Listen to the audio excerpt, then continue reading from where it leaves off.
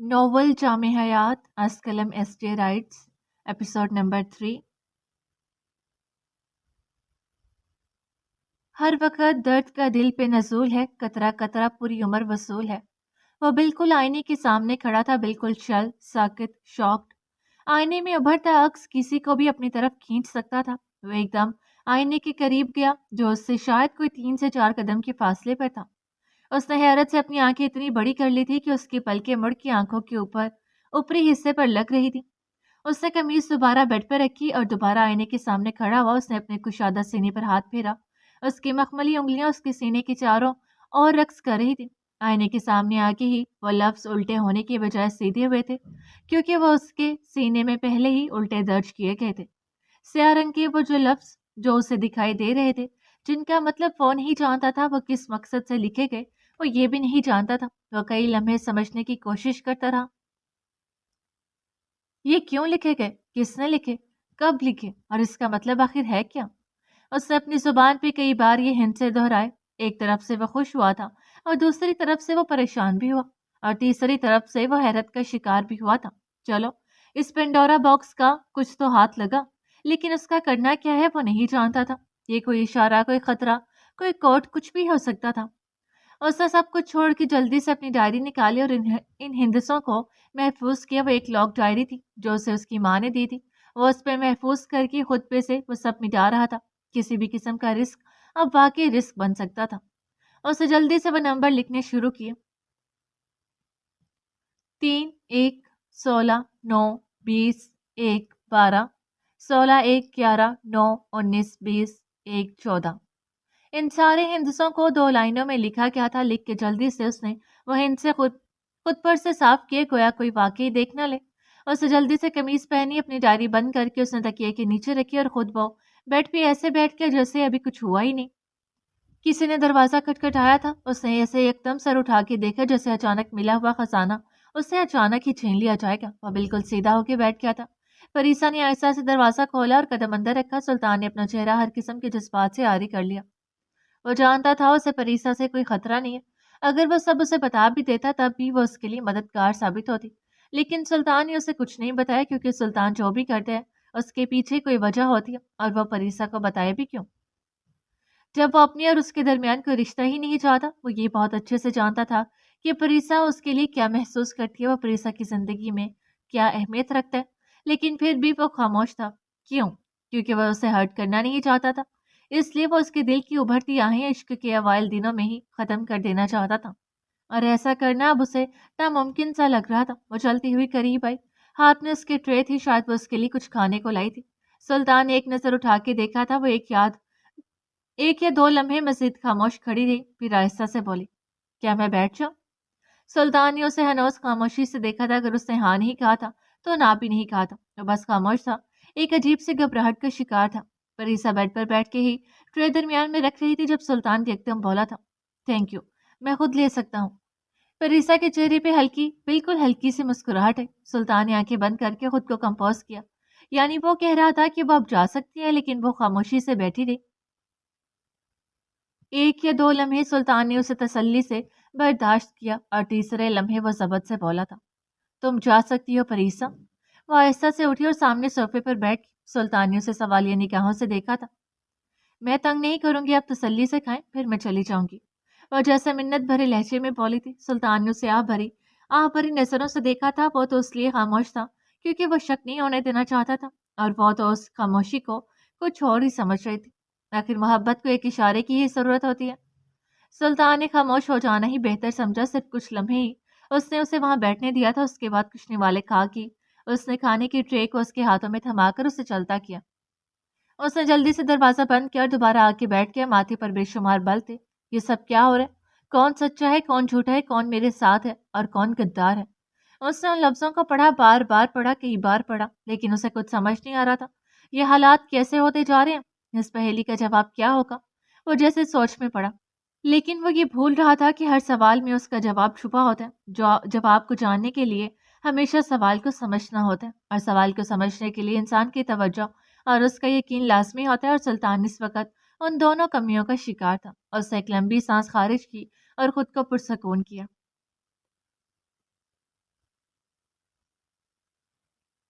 تاریخ 31 دسمبر، سال کا آخری پہر، رات 11 بجے، جگہ اسلام آباد۔ اس کی زندگی کا سب سے خاص دن، کیونکہ سال کی آخری رات یا سال کی نئی شروعات میں اس کی زندگی بدلنے والی تھی۔ اندھیرا کافی تھا، ہر طرف فوق کا عالم تھا، ہوا میں خنکی بے حد بڑھ گئی تھی۔ سڑک سنسان تھی، ہوا کافی تیز تھی، سڑک کے دونوں طرف کے پہاڑ خوفناک سی شکل پیدا کر رہے تھے۔ ایسے میں دو نفوس اپنے جسم کا خیال کیے بغیر پاگلوں کی طرح در بدر پھر رہے تھے۔ وہ کافی دیر سے کسی کو ڈھونڈ رہے تھے، سانس تو شاید دونوں کا ہی پھولا ہوا تھا، دکھنے میں کافی پریشان بھی لگ رہے تھے۔ دونوں پینٹ کوٹ میں ملبوس تھے، وہ دونوں وحشیوں کی طرح سڑک کے ہر اطراف کا اچھے سے جائزہ لے رہے تھے۔ کافی حد تک یہ کہا جا سکتا تھا کہ یہ ان کے لیے مشکل گھڑی تھی، جس سے وہ دونوں ابھی نپٹنے کی بھرپور کوشش کر رہے تھے۔ ٹھنڈ کافی حد تک بڑھ گئی تھی۔ کیا تمہیں پکا یقین ہے مارتھا کہ یہاں اس کا کوئی نہ کوئی سراغ ملے گا؟ آرتھر، کوشش کی جا سکتی ہے، وہ ناہموار سانسوں کے ساتھ بولی تھی۔ دور کہیں سے کتوں کے بھونکنے کی آواز آئی تھی۔ آرتھر نے بوکھلا کے مارتھا کو دیکھا تھا۔ اوہ نو مارتھا، ہم پھنسنے والے ہیں، جلدی بھاگو یہاں سے۔ کتوں کی آواز اب قریب سے آ رہی تھی۔ وہ دونوں بھاگ کے ایک درخت کی اوٹ میں چھپے تھے۔ ان پہاڑیوں میں شاید ان دونوں کے علاوہ اس وقت کوئی اور آدم ساتھ موجود نہیں تھا۔ وہ دونوں درخت کی اوٹ میں کھڑے تھے۔ مارتھا نے درخت پر ہاتھ رکھا تھا۔ رات کے اس وحشت زدہ سے اندھیرے میں اسے اپنے ہاتھ میں کچھ چپچپا سا محسوس ہوا۔ اس نے ہاتھوں کو دیکھنے کی کوشش کی، اپنی انگلیاں اور انگوٹھے کو آپس میں رگڑا، پھر اپنی ناک کے پاس لے جا کر اسے سونگا۔ ایک دم اس کی آنکھیں پھیلی اور حلق سے جلدی نکلا تھا آرتھر خون۔ آرتھر جو کتوں کو دیکھنے کی کوشش کر رہا تھا، اس نے یک دم پیچھے کھڑی مارتھا کو دیکھا، جس پر ہلکی سی بوکھلاہٹ کے ساتھ حیرت کے آثار بھی واضح تھے۔ کیا بلڈ؟ اسے جیسے بھی یقینی سے پوچھا، اس نے اپنا ہاتھ اس کے آگے کیا۔ اس کا مطلب ہے کہ آرتھر، ہم ٹھیک راستے پر ہیں۔ آرتھر نے سر اس بات میں ہلایا، اس کی سفید رنگت پہ اس کی نیلی سی آنکھیں بے پناہ حسین لگ رہی تھی۔ مارتھا، لیفٹ اور رائٹ؟ اس نے اسے دیکھتے ہوئے آہستہ سے پوچھا تھا۔ مارتھا نے ایک نظر دیکھا، پھر پورے اعتماد کے ساتھ بولی، لیفٹ۔ آرتھر کے اس چہرے پر جس پر کئی لڑکیاں مرتی تھیں ہلکی سی مسکراہٹ ہے۔ رانگ۔ اندھیرے میں ہی مارتھا کے ماتھے پر کئی بل پڑے جو آرتھر دیکھ نہ سکا۔ Martha, right. بلبلیں کہتی ہیں کہ اگر سراغ، ہنٹ یا پھر کوئی اشارہ اپنے آپ مل جائے تو ہمیشہ پہلے سوچ اس کے اپوزٹ رکھو، لیکن اگر سراغ ٹھیک لگے تو پہلے اس پر نظر غور کرو۔ آرتھر بلبلے کی ایڈوائس دینا نہیں بولا تھا۔ If we wrong? Martha confused تھی۔ Go ahead. آرتھر اس کے کان کے بالکل قریب بولا تھا اور اس کا ہاتھ پکڑ کے دائیں طرف کیا تھا۔ اس کے دونوں ہاتھ رسیوں سے بندھے تھے۔ وہ ایک بڑا سا کمرہ تھا جس میں سامان بھرا ہوا تھا۔ وہ رسی سے بندھا کھڑا تھا، اس کے ہاتھ ہوا میں جھول رہے تھے۔ بدن پہ ایک عدد پینٹ اور بنیان کے علاوہ کچھ نہ تھا۔ اتنی سردی میں بھی وہ پسینے میں شرابور تھا، اندر کسی قسم کی ہوا کا بھی گزر نہیں تھا۔ اس کے جسم پہ جگہ جگہ مار کے نشان تھے، ہونٹوں میں سے خون حیات کے راز کے لیے۔ میشو، میں تمہیں کچھ نہیں ہونے دوں گا۔ اس وقت صرف سلطان ہی تھا جو جانتا تھا کہ میشو کدھر ہے، یا شاید غلطی سے جان گیا تھا، یا شاید کسی نے بتا دیا تھا۔ مجھے کچھ کرنا ہوگا، یہاں سے نکلنا ہوگا۔ میں ہاتھ پہ ہاتھ دھر کے نہیں بیٹھ سکتا۔ یہاں تک پہنچ گیا ہوں تو میشو تم تک بھی پہنچ جاؤں گا۔ ایک عدد لائٹ تھی جو جل بجھ رہی تھی۔ کیا کروں یہاں سے نکلنے کے لیے؟ اسے ایک لمبا سانس لیا، خود کو پرسکون کیا اور آرام سے سوچنے لگا کہ یہاں سے نکلنے کے لیے اسے کیا کرنا ہے۔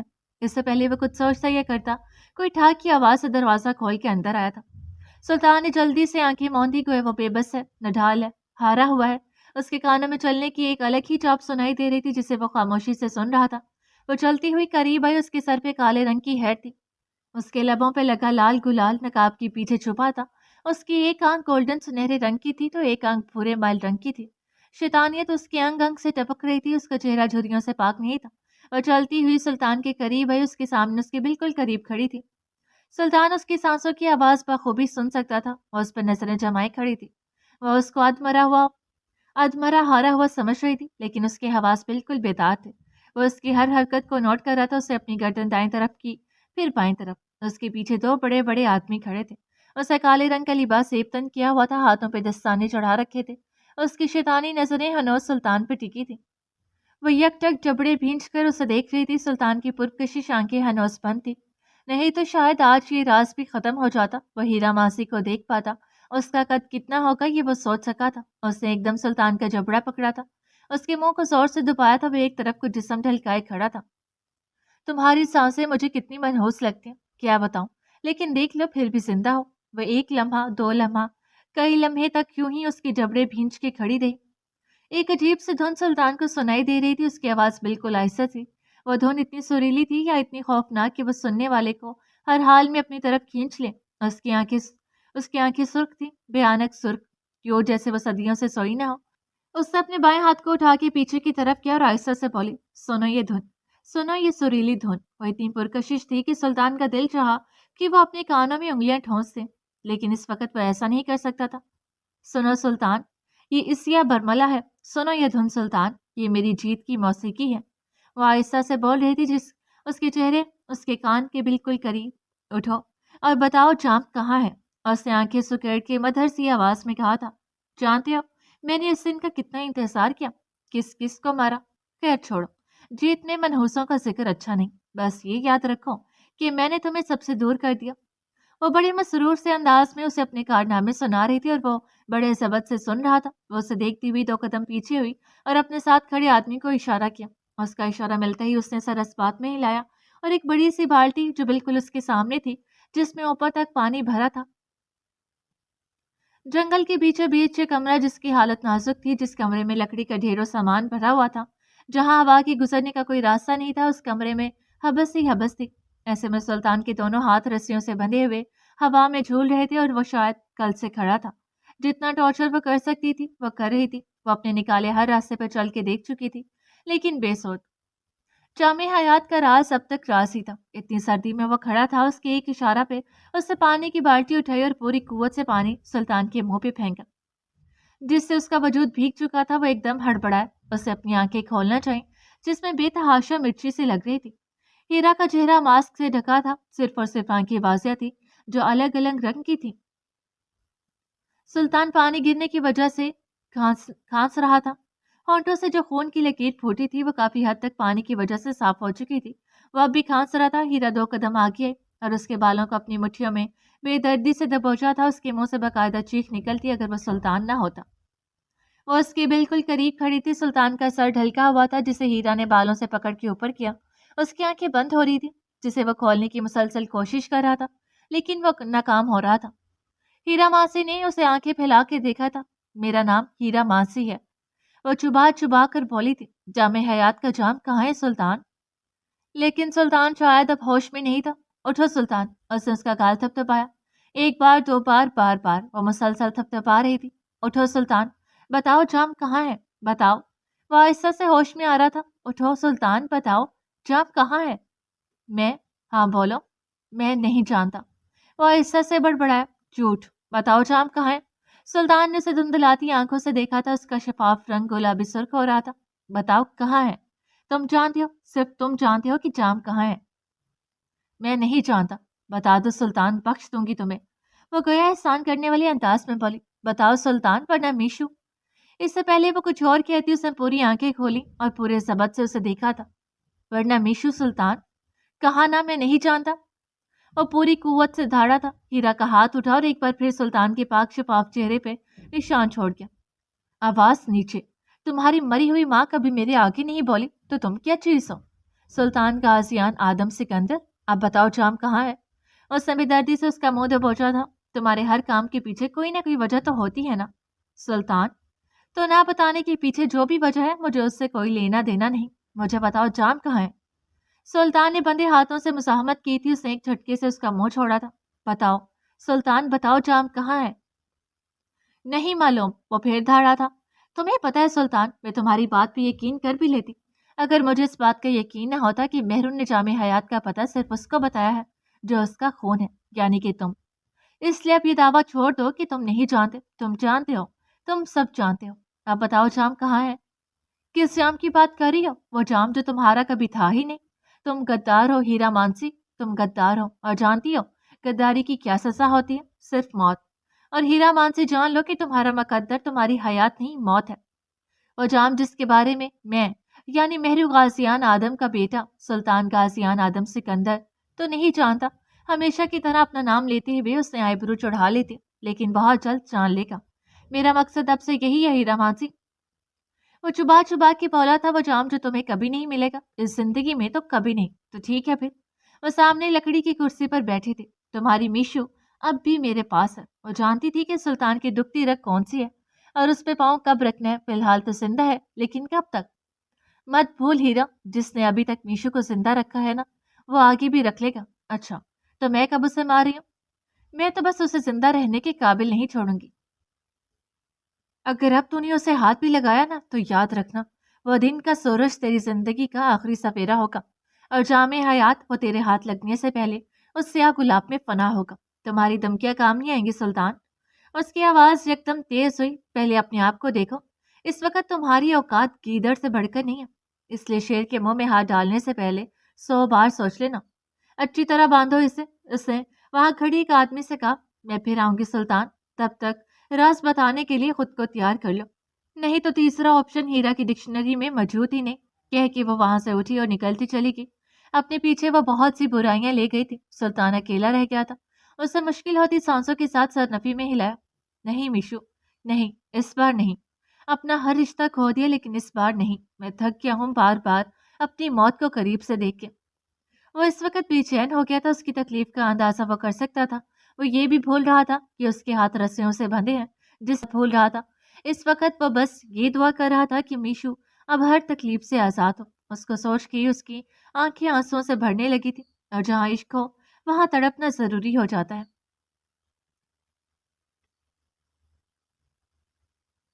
تاریخ یکم جنوری، نئی شروعات، سال کا پہلا پہر، جگہ ملتان، صبح 11 بجے۔ اب کیسی طبیعت ہے تمہاری؟ جبریل نے پوچھا تھا۔ فکر مت کرو، مجھے کچھ نہیں ہو سکتا۔ سردیوں کی صبح تھی، دھوپ بھی نکلنے سے انکاری تھی۔ تاریخ حویلی اس وقت سائنس سائیں کر رہی تھی۔ کمرے کے پردے ہٹے ہوئے تھے، بظاہر وہ دونوں صوفے پہ بیٹھے تھے، ناشتہ وہ کر چکے تھے۔ سلطان سنجیدہ سا چہرہ لیے خاموش بیٹھا تھا، وہ شاید پریشان تھا۔ جو کلو اسے رات ملا تھا وہ کافی پیچیدہ تھا۔ جبریل اس کے چہرے کے تاثرات بڑے غور سے دیکھ رہا تھا۔ سلطان بالکل گمسم سا بیٹھا تھا، نہ اسے اڑتے پرندوں کی آواز آ رہی تھی، نہ ہوا کے چلنے کی، نہ جبریل کی آواز کی، اور نہ اپنی سانسوں کی۔ وہ کئی لمحے یوں ہی بیٹھا رہا۔ جبریل کی نظروں کا ارتکاز ابھی بھی نہیں ٹوٹا تھا۔ سلطان نے خود پہ نظروں کی تپش محسوس کی تو نظریں اٹھا کے اوپر دیکھا۔ وہ اب بھی اسے ہی دیکھ رہا تھا۔ جبریل کیا کہنا چاہتے ہو؟ وہ یک ٹک 2 لمحے مزید دیکھتا رہا، پھر آہستہ سے بولا، تمہارے ہاتھ ایسا کون سا خزانہ لگے جس کے بارے میں تم اتنا پریشان ہو گیا؟ وہ بظاہر سنجیدگی سے بولا تھا۔ سلطان کے چہرے پہ ایک عجیب سا رنگ آیا، جیسے اس کی چوری پکڑی گئی ہو۔ تمہارا یہاں کب تک بیٹھنے کا ارادہ ہے؟ سلطان نے حصے مزاح کو جیسے قائم رکھا۔ میں تو چلا جاؤں گا سلطان، لیکن تم اپنے وہم کو کیسے دور کرو گے؟ اس نے سیب کی کتلی کو اٹھا کے منہ میں ڈالا۔ مجھے وہم نہیں جبریل، مجھے گمان ہے، اور میرے گمان ہمیشہ سچ ہوتے ہیں۔ میں تو شکر کر رہا ہوں کہ میٹنگ مس ہوگی، ورنہ تم کیسے اپنے ان گمانوں کے ساتھ اٹینڈ کرتے؟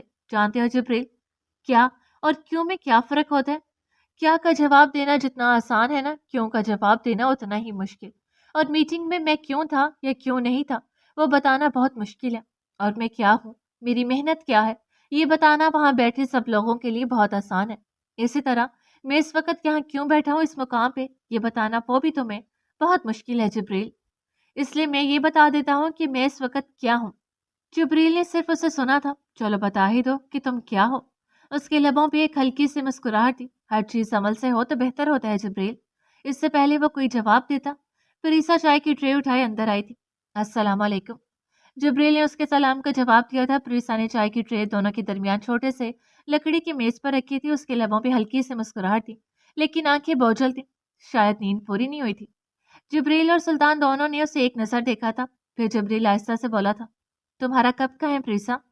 لہجہ پرشفقت تھا۔ وہ اس کی کل رات کی حرکت کو نظر انداز کر گیا تھا، جس کا احساس فریسا کو اس وقت شدت سے ہوا تھا۔ سوری بھائی کہہ کے اس نے سر جھکا لیا تھا۔ سلطان ہنوز خاموش تھا، وہ دونوں بہن بھائی کے درمیان بولنا نہیں چاہتا تھا۔ کس بات کی سوری؟ جبریل کا لہجہ اب بھی نارمل تھا۔ کل رات کی بات کی۔ جبریل نے اس کی بات پوری ہونے نہیں دی تھی۔ آؤ چائے پیو۔ اس نے شرمندگی سے سر اٹھا کے دیکھا تھا۔ آپ فریسا؟ جی بھائی کہہ کے وہ صوفے کی ایک سائڈ پہ بیٹھ گئی تھی۔ اسٹڈی کیسے جا رہی ہے؟ جبریل نے پھر پوچھا تھا۔ ٹھیک۔ وہ اسے کیسے بتاتی کہ وہ آج کا پیپر مس کر چکی ہے؟ وہ مزید 1 یا 2 لمحے وہاں بیٹھی، پھر آہستہ سے اٹھی، دونوں کو ایک نظر دیکھا جو چائے پینے میں مصروف تھے۔ میں آتی ہوں کہہ کے وہ وہاں سے نکلتی چلی گئی۔ جبریل نے ایک نظر اسے دیکھا تھا، پھر چائے کا کپ جو اس کے ہاتھ میں تھا اسے لکڑی کی ایک چھوٹی سی میز پہ رکھا، پھر سنجیدگی سے گویا ہوا، سلطان، میری بہن معصوم ہے۔ سلطان نے اسے سوالیہ نظروں سے دیکھا تھا، جیسے وہ اس کی بات کا مطلب نہ سمجھ پایا۔ میں اس کی ہر چیز سے واقف ہوں اور کل رات کے بعد مجھے یقین ہو گیا۔ جبریل کی نظروں کا زاویہ عجیب تھا، وہ انڈائریکٹلی اسے جو کہنے کی کوشش کر رہا تھا سلطان اسے سمجھ رہا تھا۔ میں اسے سمجھا چکا ہوں۔ سلطان کا لہجہ اٹل تھا۔ میری بہن کا دل مت توڑنا سلطان۔ اس نے جیسے اس کی بات کو نظر انداز کیا۔ وہ تمہاری طرح نہیں ہے، اس میں برداشت کرنے کی ہمت کتنی ہے، اس کا اندازہ تم کل رات کی گئی حرکت سے لگا سکتے ہو۔ وہ برداشت نہیں کر پائے گی، اور اس میں حرج بھی کیا ہے، ایک نہ ایک دن اس کی شادی ہونی ہے نا، تو پھر۔ اس نے جملہ ادھورا چھوڑا۔ سلطان خاموشی سے سن رہا تھا۔ جبریل نے مزید 2 لمحے اس کے جواب کا انتظار کیا۔ کیا تم کچھ نہیں کہو گے؟ میں شادی ہی نہیں کرنا چاہتا۔ اتنی دیر بعد اس کے منہ سے نکلنے والا یہ پہلا جملہ تھا۔ یہ کوئی وجہ نہیں ہے سلطان، ہر ایک کی زندگی میں مسئلے مسائل ہیں، اس کا مطلب یہ تو نہیں کہ تم شادی جیسی نعمت سے محروم ہو جاؤ۔ آخر اس حویلی کو بھی ایک وارث کی ضرورت ہے، اور اس سے بھی زیادہ تمہیں ایک ساتھی کی ضرورت ہے۔ وہ کہہ کے لمحہ بھر خاموش ہوا، لیکن پھر بھی میں یہی کہوں گا کہ مجھے شادی نہیں کرنی۔ جبریل نے اسے رک کے دیکھا تھا۔ میں جانتا ہوں کہ تم اپنی ہی مرضی کرو گے، لیکن میرا مشورہ یہی ہے کہ اب تمہیں شادی کر لینی چاہیے۔ اچھا، تو تم کیوں نہیں کر لیتے؟ یہ سوال اچانک تھا، حالانکہ سلطان اس کا جواب جانتا تھا۔ ایک دم جبریل کے ذہن میں کوئی بیدار ہوا۔ میں کسی کا انتظار کر رہا ہوں۔ کب تک؟ سلطان نے پھر سوال کیا۔ ہو سکتے آخری سانس تک۔ جبریل نے اسے دیکھا تھا۔ پل بھر کے لیے دونوں کی نظریں ملی تھی۔ براہ راست دونوں نے ایک دوسرے کی آنکھوں میں کانچ کی کرچیاں دیکھی تھی۔ اگلے ہی لمحے جبریل کا لہجہ نارمل ہوا۔ یہاں بات تمہاری ہو رہی ہے، انکار کی کوئی خاص وجہ بتانی ہوگی۔ کم آن جبریل، اب بند کرو یہ ٹاپک۔ کہہ چکا ہوں کہ مجھے شادی نہیں کرنی۔ 1 منٹ، کہیں ایسا تو نہیں کہ تم کسی اور کو پسند کرتے ہو؟ سلطان نے اسے تب کے دیکھا تھا۔ نہیں۔ کسی سے محبت؟ نہیں۔ تو پھر تمہارا ہر انکار غلط ہے، تمہیں اب شادی کر لینی چاہیے۔ اگر نہیں تو کم سے کم اس بارے میں سوچ لینا چاہیے۔ اوکے، کوئی اور بات؟ اس نے جیسے جان چھڑوائی۔ کھنا میسنا کہیں گا۔ جبریل زیر لب بڑبڑایا۔ سلطان اس سے پہلے اسے کچھ کہتا اسے ولید کا فون آیا۔ سلطان نے فون اسپیکر پہ لگایا۔ ہیلو سر، کل جو ہاسپٹل میں آیا ہم نے سب کا پتہ لگایا، سب نارمل ہے سوائے ایک چیز کے۔ بنا نمبر پلیٹ کی کار آئی تھی، اس میں سے ایک آدمی نکلتا ہوا ہاسپٹل میں بھی گیا، لیکن CCTV فوٹیج میں وہ ہاسپٹل کے اندر کہیں نظر نہیں آیا۔ سلطان کے ماتھے پر بل پڑے۔ اس نے ایک نظر جبریل کو دیکھا۔ یہ کیسے ممکن ہے ولید؟ جبریل کو جیسے یقین نہیں آیا۔ سر، ہم بھی یہی سوچ رہے ہیں۔ How is possible? وہ ہاسپٹل میں داخل ہوا یہ کنفرم ہے، لیکن وہ ہاسپٹل کے اندر کہیں نہیں ہے۔ صرف آدھے گھنٹے بعد وہ ہاسپٹل سے نکلا اور چلا گیا۔ سلطان ہنوز خاموش تھا۔ ولید بول رہا تھا۔ ٹائم کیا تھا؟ سلطان نے یکدم پوچھا تھا۔ یہی کوئی 3 بجے کا وقت تھا۔ مجھے فوٹیج بھیجو ولید، کوئکلی۔ یس سر، کہہ کے سلطان نے فون کاٹا تھا۔ یہ کون ہو سکتا ہے؟ جبریل نے پوچھا تھا۔ جو بھی ہے سامنے آ جائے گا کچھ ہی دیر میں۔ وہ فوٹیج سلطان کے پاس تھی۔ اس نے وہ فوٹیج دیکھی، ایک بار، 2 بار، بار بار۔ کوئی ہنٹ، کوئی کلو، کچھ تو ہو۔ جبریل بھی ساتھ تھا۔ اس نے زوم کر کے دیکھا۔ سٹاپ، سلطان نے یکدم کہا تھا۔ جبریل کے ہاتھ تیزی سے چل رہے تھے۔ زوم کرو اور سٹاپ۔ جبریل، دیٹس پوائنٹ، اور زوم کرو۔ اس کا ہاتھ، وہ اپنے سر پر لی ہوئی ہوڈی کی ٹوپی ٹھیک کر رہا تھا۔ اس کی کلائی پر ایک ٹیٹو تھا جو شاید اتر سا گیا تھا کہ نشان، یہ ٹیٹو، اس کی تصویر لو جبریل اور مجھے سینڈ کرو۔ اوکے۔ جبریل نے اسے متاثر نظروں سے دیکھا تھا۔ یہ جو بھی ہے معلوم نہیں، یہ ہنٹ اس نے جان بوجھ کے چھوڑا یا غلطی سے چھوٹ گیا۔ فکر مت کرو، جو بھی ہے سامنے آ جائے گا۔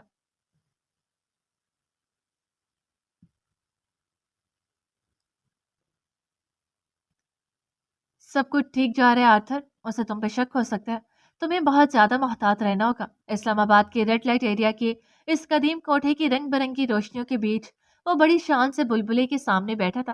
آپ فکر مت کریں آرتھر، کوئی کچا کھلاڑی نہیں ہے، اسے ہرانا کسی کے بس میں نہیں ہے۔ بلبلے کے چہرے پہ ہلکی سی مسکراہٹ آئی تھی، جبکہ آرتھر کی نیلی جھیل سی آنکھوں میں مزید چمک۔ لیکن آرتھر، ہیرا کا اب اگلا قدم کیا ہوگا؟ سلطان 28 کا ہونے والا ہے، ہر خطرہ اس کے سر پر اب منڈلا رہا ہے، ہم اسے کچھ ہونے نہیں دے سکتے۔ بہت بڑے وعدے کا بوجھ بلبلے کے سر پہ ہے۔ مجھے ڈر سا لگنے لگا ہے۔ اتنے انتظار کے بعد آج جب مقابلے کا وقت آیا تو ایک عجیب سی گھبراہٹ کا شکار ہونے لگی ہوں۔ بلبلے کے نزدیک سب سے زیادہ، سب سے قریب اگر کوئی تھا تو وہ آرتھر ہی تھا۔ ان دونوں کے درمیان شاید کبھی کوئی راز نہیں رہا تھا۔ آرتھر کی عمر 26 سال کی ہو چکی تھی۔ اس کی پرورش بھی جیسے ایک خاص مقصد کے لیے کی گئی تھی۔ یہ جگہ اس کی نظر میں گھٹیا ترین جگہ تھی، لیکن وہ وہاں کیوں موجود تھا؟ صرف بلبلے کی وجہ سے۔ وہ اپنی جگہ سے اٹھا اور بلبلے کا ہاتھ پکڑ کے بیٹھ گیا، اس کے سامنے گھٹنوں کے بل۔ بہت عرصے بعد آج آرتھر کے سامنے اس کا دل بھر آ گیا تھا۔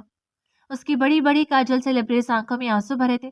بڑی مدت بعد آج اس کا دل کر رہا تھا کہ وہ کسی اپنے کے گلے لگ کے جی بھر کے روئے۔ بڑے عرصے سے بلبلے نے خود پہ ایک مضبوطی کا جو لبادہ اڑا رکھا تھا وہ قائم آج بھی تھا، مگر تھی تو وہ ایک عورت ہی نا۔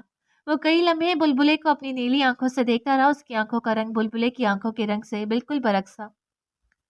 وہ آہستہ سے اس کا ہاتھ تھپتھپا رہا تھا، شاید یہ اس کا تسلی دینے کا ایک طریقہ تھا۔ آپ فکر کیوں کرتی ہیں؟ کیا آپ کو اپنی اس بات پہ یقین نہیں رہا کہ برائی کا خاتمہ تو اٹل ہوتا ہے؟ اس میں جو بھی مشکلات آئے لیکن آخر تو سچائی کا ہوگا نا۔ کیا آپ کا یقین بھی ٹوٹ رہا ہے؟ اس کی نیلی آنکھیں اس کے چہرے پر گڑی تھی۔ نہیں آرتھر، میرا یقین آج بھی قائم ہے، لیکن یہ تکلیف برداشت کرنا اب میرے بس میں نہیں رہا۔ میں ایک انسان ہوں آرتھر، میرا جگر میرا خون کس حالت میں ہے میں جانتی تک نہیں، لیکن مجھے یقین ہے کہ ہیرا نے اس کے ساتھ کیا کیا ہوگا۔ اس کے ہونٹ آہستہ سے کپ کپا رہے تھے۔ وہ اپنی آنسوں کی لڑیوں کو بڑی مشکلوں سے ضبط کرنے کی کوشش کر رہی تھی۔ آرتھر نے ایک گیلی سانس اندر کھینچی۔ آرتھر، وہ 8 سال کی تھی، اتنی سی۔ اس نے ہاتھ کے اشارے سے اس کا قد بتایا تھا۔ آرتھر، 8 سال، سمجھتے ہو نا اس عمر کو؟ اس ابھی کی آنکھوں سے سر اس بات میں ہلایا۔ جانتے ہو وہ دکھنے میں کیسی تھی؟ گورے رنگ کی گلابی گڑیا تھی وہ آرتھر، جسے وہ اپنے ساتھ لے گی۔ مجھے اسے دیکھنے کی، اس کا سامنا اب کرنے کی تاب نہیں آرتھر۔ میں اس کا سامنا کرنے سے پہلے اس دنیا سے چلے جانا چاہتی ہوں۔ بلبلیں اس کے گلے لگ کے پھوٹ پھوٹ کے رو پڑی تھی۔ آرتھر کے پاس آج جیسے کہنے کا کچھ بھی نہیں تھا۔ وقت تو بس نام کا مرہم ہوتا ہے، بس نام کا بہتر ساتھی ہوتا ہے۔ آج اس کا مضبوط پن سارا کھول جیسے چٹک کے بے دردی سے ٹوٹا تھا۔ وہ آج جی بھر کے رو لینا چاہتی تھی، جی بھر کے اپنے بھڑاس نکال لینا چاہتی تھی جو پچھلے 18 سالوں سے اسے اندر ہی اندر کھا رہا تھا۔ وہ بھی آرتھر کے گلے لگ کے پھوٹ پھوٹ کے رو رہی تھی۔ وہ باعثہ سے اس کے سر پہ ہاتھ پھیرا تھا۔ بلبلے، آپ کو اس وقت حوصلے کی سخت ضرورت ہے۔ آپ فکر کیوں کرتی ہیں؟ سب ٹھیک ہو جائے گا۔ آپ کا جگرا آپ کے پاس آئے گا اور بہت جلد آئے گا۔ خود میں ہمت پیدا کریں۔ اتنے سالوں کی محنت آپ اپنے ڈر کی وجہ سے خراب نہیں کر سکتی۔ آپ کو پتہ ہے نا، وہ آپ کا خون ہے، ہمت تو اس میں کوٹ کے بھری ہوگی۔ تم سمجھ نہیں رہے آرتھر، اگر وہ مجھ سے نفرت کرنے لگی تو؟ بلبلے نے اصل الجھن سامنے رکھی۔ آرتھر نے اسے عجیب نظروں سے دیکھا تھا، پھر آہستہ سے بولا تھا، ناانصافی تو ہوئی تھی، دنیا والوں کے لیے وہ مری ہوئی تھی، لیکن آپ کے سامنے تو زندہ تھی نا۔ آپ نے بھی تو ایک ننھی سی جان کے لیے کچھ نہیں کیا، اسے وقت کے رحم و کرم پہ چھوڑ دیا۔ وہ کتنا روئی ہوگی، کتنا تڑپی ہوگی۔ ایک آنسو نیلی آنکھوں سے گر کے بلبلے کے ہاتھ پہ گرا تھا۔ آپ نے دوسروں کو اس پہ فوقیت دی، ناانصافی تو اس کے ساتھ ہوئی ہے، ہم سب اس کے گنہگار ہیں۔ بلبلے نے اسے بے یقینی سے دیکھا تھا، اس کی بات پہ وہ اپنے آنسو بھول گئی تھی۔ وہ رک کے بے یقینی سے اسے دیکھ رہی تھی، پھر بھرائی آواز سے بولی، کہ تم کہہ رہے ہو آرتھر؟ لہجے سے درد ہی درد واضح ہو رہا تھا، حالانکہ تم جانتے ہو کہ جب حالات کیا تھے اور آج حالات کیا ہے، میں چاہ کر بھی کچھ نہیں کر سکتی تھی۔ تم آرتھر، تم ایسا کیسے کہہ سکتے ہو؟ جب ایک بچے کو تکلیف ہوتی ہے نا، تو اس کی ماں اس کی تکلیف دور کرنے کے لیے دنیا بھی تباہ کر سکتی ہے۔ پھر آپ نے تیسرا راستہ کیوں نہیں نکالا؟ جانتی ہیں آپ، ماں جب تک مزاحمت کرتی ہے جب تک اس کے بچے کی تکلیف ختم نہ ہو جائے، لیکن آپ نے ایک مزاحمت کے بعد اسے وقت کے رحم و کرم پر چھوڑ دیا۔ بلبلے، ہر زخم کا مرہم وقت نہیں ہوتا، بعض وقت خود زخم کے ہوتے ہیں۔ آپ چاہے لاکھ انکار کر لیں یا پھر لاکھ وجہ پیش کر لیں، لیکن حقیقت یہی تھی اور یہی ہے کہ آپ نے بھی اس کے ساتھ ناانصافی کی ہے۔ وہ بلبلے کے آگے سے اب اٹھ کے کھڑا ہو گیا تھا، آنکھیں پھر سے آنسوں سے بھری تھی، اس نے لبوں کو بھینچ رکھا تھا، ہونٹ آہستہ سے کپ کپا رہے تھے۔ وہ مزید بلبلے کی آنکھوں میں بسی اس برسوں کی اذیت کو اور نہیں دیکھ سکتا تھا۔ اس سے رخ موڑ لیا۔ بلبلے کا وہ برسوں کا پچھتاوا اور بڑھ گیا تھا۔ وہ آرتھر کی پشت کو گھور رہی تھی۔ خاموشی دونوں طرف سے ہو گئی تھی، خاموشی، طویل خاموشی۔ بلبلے کی آنکھوں سے آنسو ٹپ ٹپ گر رہے تھے۔ آرتھر نے اسے بھرائی آواز سے پکارا تھا، پھر خاموشی۔ آج بلبلے کو بولنے میں مشکل ہو رہی تھی۔ آج آرتھر، تم نے بھی مجھے تکلیف پہنچائی ہے۔ اس سچائی کو مجھے نہیں بتانا تھا آرتھر، تم نے بھی مجھے اور میری نظروں میں گرا دیا ہے، میں اب کیسے سامنا کروں گی اس کا؟ آرتھر ایک دم مڑا تھا اور بے بسی سی نظروں سے سامنے تخت پر سر جھکا کے بیٹھی بلبلے کو دیکھا، پھر ایک دم قریب آیا اور دوبارہ گھٹنوں کے بل بیٹھا اور اپنے ہاتھوں سے اس کے ہاتھ پکڑے۔ نہیں بلبلے، لہجے میں نرمی ہی نرمی تھی اور اذیت ہی اذیت کھلی تھی۔ نہیں بلبلے، میں آپ کو تکلیف کبھی نہیں پہنچا سکتا، آپ کمزور نہیں ہیں۔ اس اپنے ہاتھ کے پیالے میں اس کا چہرہ بھرا تھا۔ وہ دن تو قریب ہے نا بلبلے، جب سب ٹھیک ہو جائے گا، سب اپنے اپنے ٹھکانے پر پہنچے گے۔ اس دن کا انتظار تو آپ نے اپنی پوری عمر کیا ہے، اب اتنی سی تکلیف سے آپ صبر کا پیمانہ نہیں کھو سکتی۔ ہمت کریں بلبلے، آرتھر کی نیلی آنکھیں بے حد پریشان تھی. وہ صبر سے بلبلے کو سمجھا رہا تھا، حالانکہ بلبلے کی سوچ پہ اس کا خود کا دل سکڑ کے پھیلا تھا. اگر وہ واقعی ان سب سے نفرت کرتی ہوئی تو؟ آرتھر نے پریشانی سے بلبلے کے سر تھپکا تھا. بلبلے نے بھی اپنی بڑی بڑی آنکھیں رگڑی تھی. جاؤ آرتھر، ابھی بہت کچھ باقی ہے. وہ تمہارا انتظار کر رہا ہوگا. اسے شک نہیں ہونا چاہیے. جانتے ہو نا، سلطان الٹی کھوپڑی کا مالک ہے. جاؤ تم. لیکن آرتھر نے کچھ کہنا چاہا. میں نے کہا نہ جاؤ. بلبلے نے آنکھیں بڑی کر کے ذرا سختی سے کہا تھا. آرتھر کے چہرے پہ ہلکی سی مسکراہٹ ہے. پھر اس نے ہلکا سا بلبلے کا گال کھینچا. اپنا خیال رکھیے گا کہہ کے وہ وہاں سے نکلتا چلا گیا، کیونکہ سلطان اس کا بے صبری سے انتظار کر رہا تھا. پیپر کیسا ہوا؟ مناہل نے احان سے پوچھا تھا، جو بوجھا بوجھا سا تھا. ٹھیک تھا. دونوں 2.5 سے 3 گھنٹے کے پیپر کے بعد اب کینٹین میں بیٹھے تھے. مناہل نے غور سے اسے دیکھا تھا. وہ تو اسے ہر حال میں ہی پرکشش لگتا تھا. وہ اس کا کزن تھا. دونوں ساتھ بڑے ہوئے تھے. لیکن یہ دوستی کب محبت میں بدلی مناہل سمجھ ہی نہ سکی. اور جب سمجھے تو احساس ہوا کہ احان کو اس میں کوئی دلچسپی نہیں تھی. لیکن محبت تو وہی ہوتی ہے نا جو یک طرفہ ہوتی ہے. وہ اس کے چہرے کے تاثرات دیکھ رہی تھی. کیا بات ہے احان؟ سب ٹھیک ہے؟ کوئی پرابلم، کوئی مسئلہ ہے تو شیئر کرو. احان نے ایک نظر اسے دیکھا تھا. تمہاری پریسا سے کوئی بات ہوئی؟ احان نے پوچھا تھا. ہاں رات ہوئی ہے. کیوں؟ احان نے اسے ایسے دیکھا تھا جیسے وہ اسے کہنے یا نہ کہنے کی کشمکش میں تھا. منہ میں الفی لگ گئی ہے. کیا ہے اب بولو بھی. احان نے ایک لمبی سانس اندر کھینچی. کیا پریسا کسی کو پسند کرتی ہے؟ مناہل کی آنکھیں پھیلیں. اوہ تو یہ بات تھی. اس کا مطلب احان کے دل میں نہیں پریسا ہے. وہ صرف سوچ سکی تھی. یہ راز اس کے سامنے بڑے غلط وقت پر بڑے غلط طریقے سے کھولا تھا. نہیں، اسے غیب دماغی سے جواب دیا. اس کی بات پہ احان کچھ پرسکون ہوا. حالانکہ سچ کیا ہے اس کا دل جانتا تھا. مناہل نے تھوک حلق کے اندر کیا. چہرے پر ایک مسکراہٹ لائی اور خوش سے لہجے میں بولی، کیا تم اسے پسند کرتے ہو؟ مناہل نے آنکھیں بند کر کے کھولی تھی. احان ملک اسے پسند نہیں کرتا. پریسا حیات احان ملک کی محبت بھی نہیں ہے. پریسا حیات و احان ملک کا عشق ہے. وہ ہلکا سا ہنسی، بالکل زبردستی. اچھا مجنو صاحب، یہ کب اور کیسے ہوا؟ مناہل نے بے دردی سے پوچھا تھا. وہ تو بہت پہلے ہی کیا تھا احان ملک کو، لیکن احساس بہت دیر بعد ہوا. اچھا کب؟ مناہل نے ایک بار پھر پوچھا. دانیال کا بچہ جب اس کا پیچھا کر رہا تھا. اسے کسی کلاس فیلو کا نام لیا. او ہو. مناہل نے ہونٹوں کو گول کیا. خوشی اس کے لہجے سے چھلک تو رہی تھی، لیکن نظریں خاموش تھی. تو پھر تم نے ابھی تک اسے بتایا کیوں نہیں؟ یہی تو مسئلہ ہے مناہل. مناہل نے اسے ہلکی سی مسکراہٹ کے ساتھ دیکھا تھا. یہ بندہ کب کسی سے ڈرنے لگا تھا؟ میں اسے کچھ نہیں کہہ سکتا. اس نے جیسے اپنی بے بسی بیان کی. مناہل نے اسے آنکھیں سکیڑ کے دیکھا تھا. کیوں؟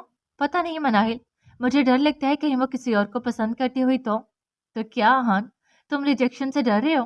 نہیں، میں اس بات سے ڈر رہا ہوں کہ کہیں اسے کوئی اور نہ پسند ہو، اسے کسی اور سے محبت نہ ہو. پھر تمہیں دیر نہیں کرنی چاہیے احان، مناہل نے اس سے کہا تھا. حالانکہ اس کا دل چیخ کر کہہ رہا تھا، دعائیں کر رہا تھا کہ کاش وہ واقعی کسی سے محبت کرتی ہو، احان تک آنے کی کوئی تو امید ہو. لیکن زبان سے وہ وہی کہہ رہی تھی جو اسے کہنا چاہیے تھا.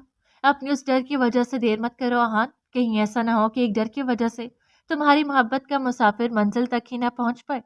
ایسے تو مت کہو، احان نے بے دلی سے کہا تھا. تو پھر ریلیکس ہو جاؤ، خود میں ہمت پیدا کرو اور محبت کا اظہار کرو. تم جانتے ہو نا، منزل تک پہنچنے کے لیے اقرار لازمی ہوتا. چلو شاباش، ہمت کرو.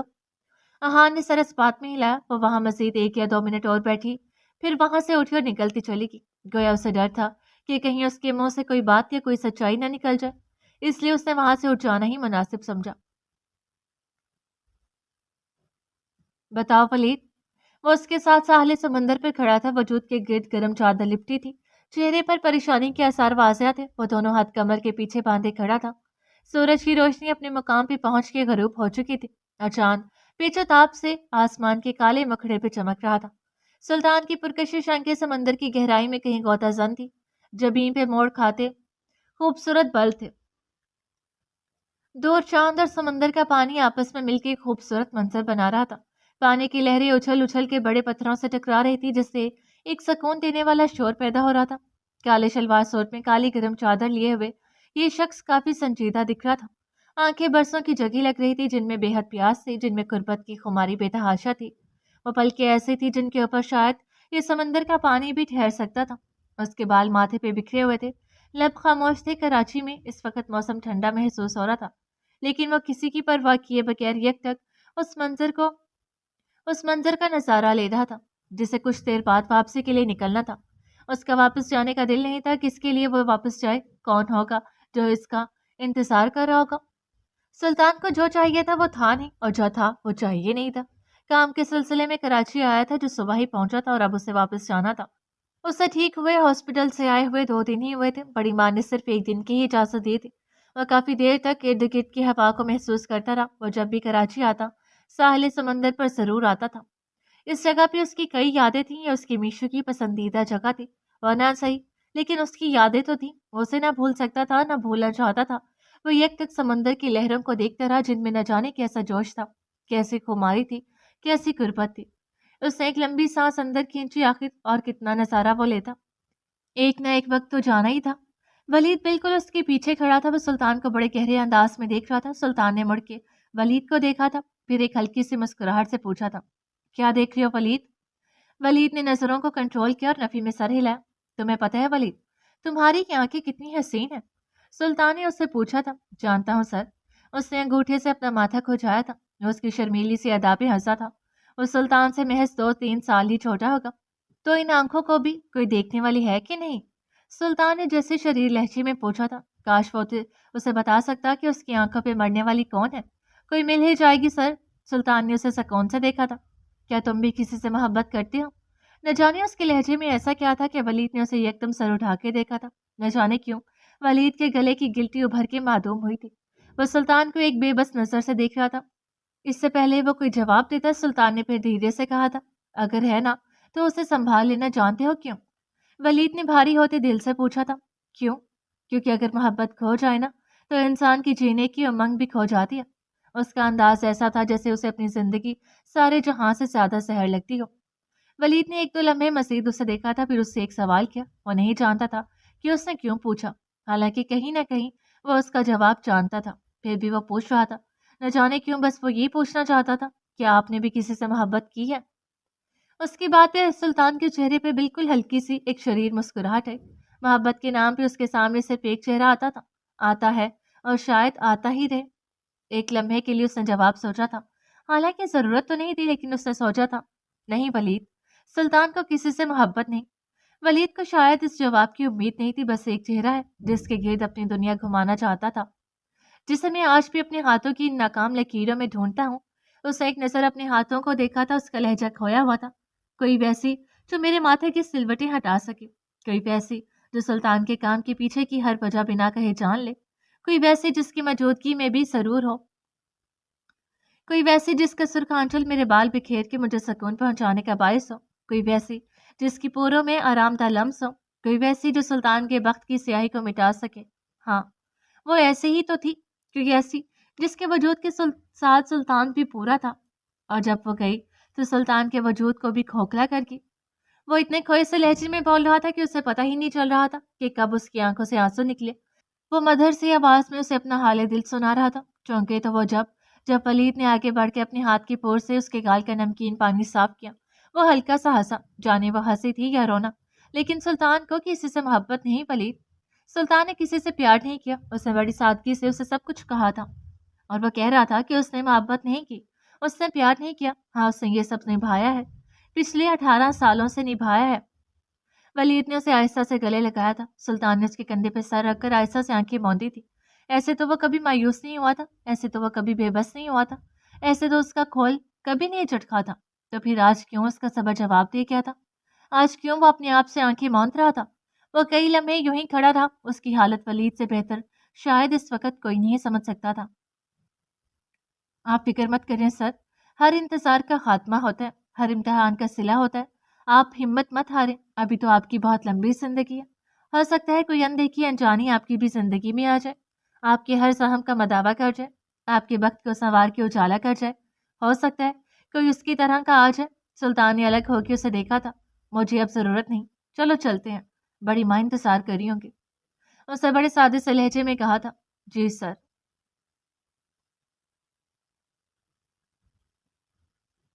حسن تو پھر کچھ دیر کا تماشا ہے، اور عشق ساری عمر کا قصہ۔ وہ اس وقت اپنی اسٹڈی ٹیبل کے آگے کرسی پر بیٹھی تھی، آنکھوں اور لبوں پر بڑی شریر سی مسکان تھی. وہ کرسی سے ٹیک لگائے ٹیبل پر رکھی ڈائری پہ ہاتھ لمبا کر کے پرسکون ہو کے لکھ رہی تھی. اسے گہرا نیلا رنگ شاید بہت پسند تھا. اس وقت بھی وہ گہرے نیلے رنگ کی فراک میں ملبوس تھی. ہاتھوں کی گوری کلائیوں میں نیلے ہی رنگ کی کچھ چوڑیاں تھیں جو لکھتے وقت ایک دوسرے سے ٹکرا کے ایک خوبصورت موسیقی بنا رہی تھی. اس کے لبوں پہ ایک گہری سی مسکان تھی. وجہ محبت تھی جو اسے ملنے والی تھی. وہ لکھ رہی تھی جو اس کے دل میں تھا، اس کے من میں تھا، اس کے جسم کے ایک ایک حصے میں پیوست تھا. جب محبت کے کھونے کا خدشہ ختم ہو جاتا ہے نا، تو وہ پل انسان کی زندگی کے سب سے حسین پل ہوتے ہیں. اس کا قلم حسن کی پنکتیوں میں محبت پہ التفاق کر رہا تھا، اس کی خوشبو کو برملا کر رہا تھا. وہ بہت مسرور ہو کے لکھ رہی تھی. ایسا پہلی بار ہوا ان سالوں میں. اندیکھا انجانا آنے لگا تھا کوئی خیالوں میں. گہری گہری کالی آنکھیں جب جب مجھ کو پوچھتی ہیں، آنکھوں کی کھڑکی پہ جب ایک سایہ سا لہراتا ہے، دل کے دروازوں پہ کوئی جب دستک دے جاتا ہے، ہاتھوں کی ریکھاؤں میں ایک چہرہ سا بن جاتا ہے.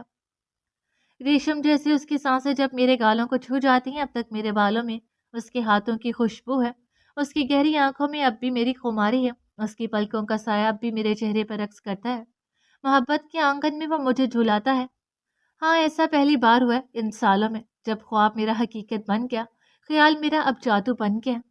پرکشش نگاہوں کی تاثیر جب شفا کن ہو جاتی ہے، حصار زیست جب محبت کی پابند ہو جاتی ہے، اس اندیکھی انجانے کا اب ایک تصور سا ابھرتا ہے جب وہ محبت وارتا ہو مجھ پہ. ہاں، ایسا پہلی بار ہوا ان سالوں میں.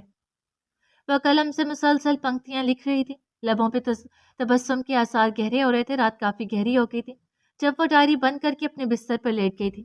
نظریں چھت کو گھور رہی تھی. صبح کا ناشتہ وہ سلطان کے ساتھ کرنے والی تھی. دیکھ لیجیے گا سلطان، ایک نہ ایک دن میں آپ کا یہ ضرورت سے زیادہ سنجیدہ پن ختم کر ہی دوں گی. میں آپ کو اتنی محبت دوں گی کہ آپ مجبور ہو جائیں گے میرے ساتھ زندگی جینے میں. خوشیاں تو آپ کا بھی مقدر ہے سلطان. پتہ نہیں مجھے کب آپ سے اتنی محبت ہو گئی، اتنا لگاؤ ہو گیا کہ اب ایسا لگتا ہے کہ آپ کا تصور ہی میری سانسیں ہیں. میں اپنی محبت کے بارہ رنگ آپ پہ نچھاور کر دوں گی سلطان. آپ کی زندگی کا ہر دکھ جلد ختم ہو جائے گا. میں آپ سے بہت سے بھی زیادہ محبت کرتی ہوں سلطان. اس نے شریر سے لہجے میں کہہ کے اپنے ہاتھ منہ پر رکھ کے چہرہ چھپا لیا تھا.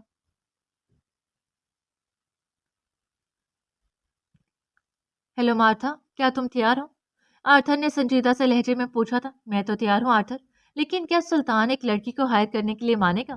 میں بلیک بیلٹ ہوں، لیکن ہوں تو ایک عورت ہی نا. اور سلطان خود پہ یقین مضبوط ہونا چاہیے مارتھا. تم سب کچھ کر سکتی ہو اور سلطان کو قائل کرنا تمہارے بائیں ہاتھ کا کھیل ہے. مجھے تم پر پورا یقین ہے.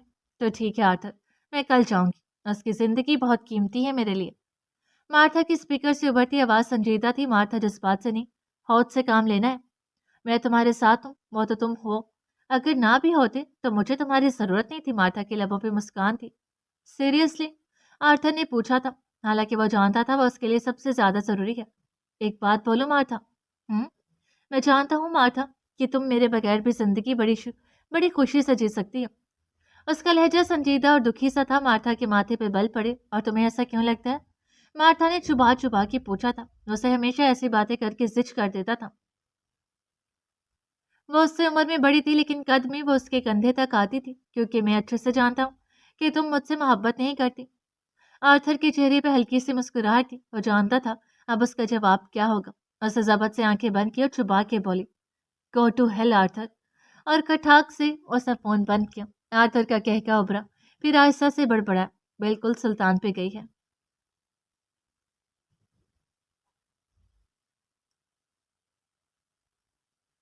تم سب آخر کرنا کیا چاہتے ہو؟ انایا نے اب سچ کے پوچھا تھا. سنیرا نے آہستہ سے کندھے اچکائے. تو پھر مجھے یہاں کیوں لایا گیا؟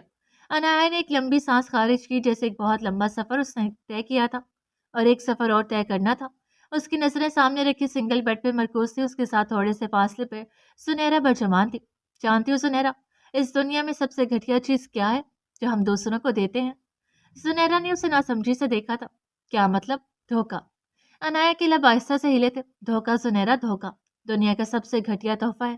اور یہ مجھے ایسے شخص سے ملا جس پہ مجھے شاید سلطان کے بعد سب سے زیادہ بھروسہ تھا. لیکن میں غلط تھی. بولتے ہوئے اس کی آواز بھرا گئی تھی. اس کمرے میں ان دونوں کے علاوہ کوئی تیسرا موجود نہیں تھا. کمرے کی روشنیاں جگمگ کر رہی تھی. باہر کا موسم کافی خوشگوار تھا.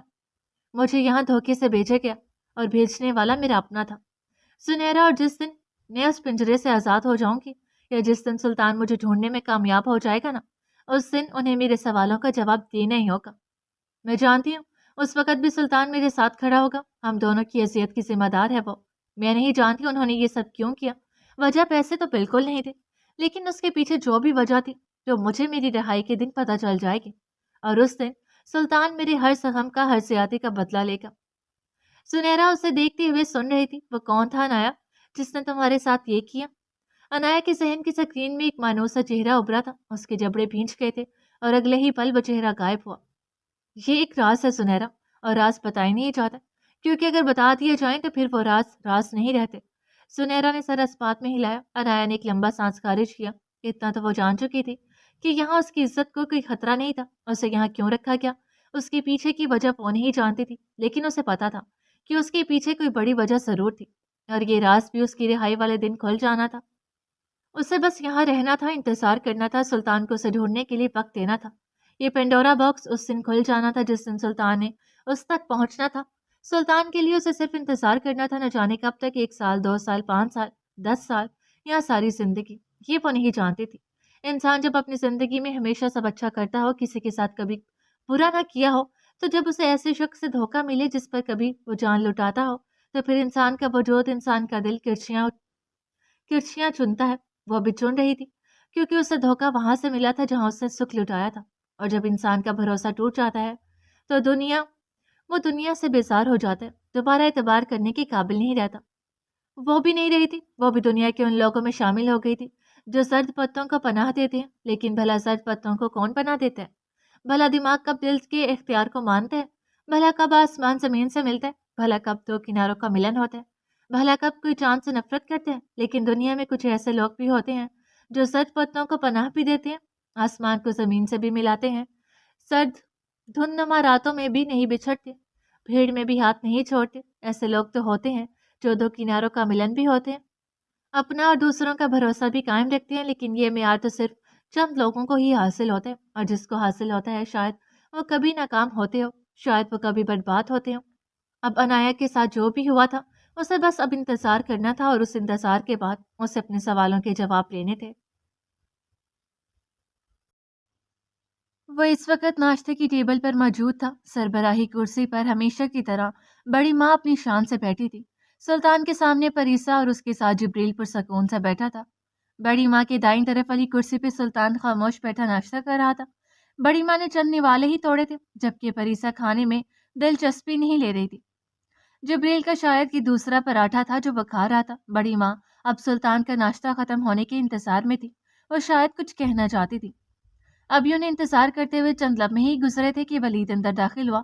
آتے ہی اس نے سلام کیا تھا اور جبریل کو ایک اشارہ کیا تھا، آؤ ولید، ناشتہ کرو۔ بڑی ماں کا لہجہ شفقت سے بھرپور تھا۔ سلطان نے مزید اور چند نوالے توڑے تھے۔ نہیں میم، آپ کا شکریہ، ولید نے بڑے احترام سے جواب دیا تھا، اور پیچھے ہی کھڑا ہو کے وہ اب ناشتہ ختم ہونے کے انتظار کر رہا تھا۔ وہ جانتا تھا اس کی حیثیت کیا ہے، اس کی اوقات کیا ہے۔ جیسے ہی وہ ناشتہ کر کے ہٹا، جب بڑی ماں نے مخاطب کیا تھا، سلطان، ان کے لہجے میں ایک ٹھہراؤ سا تھا۔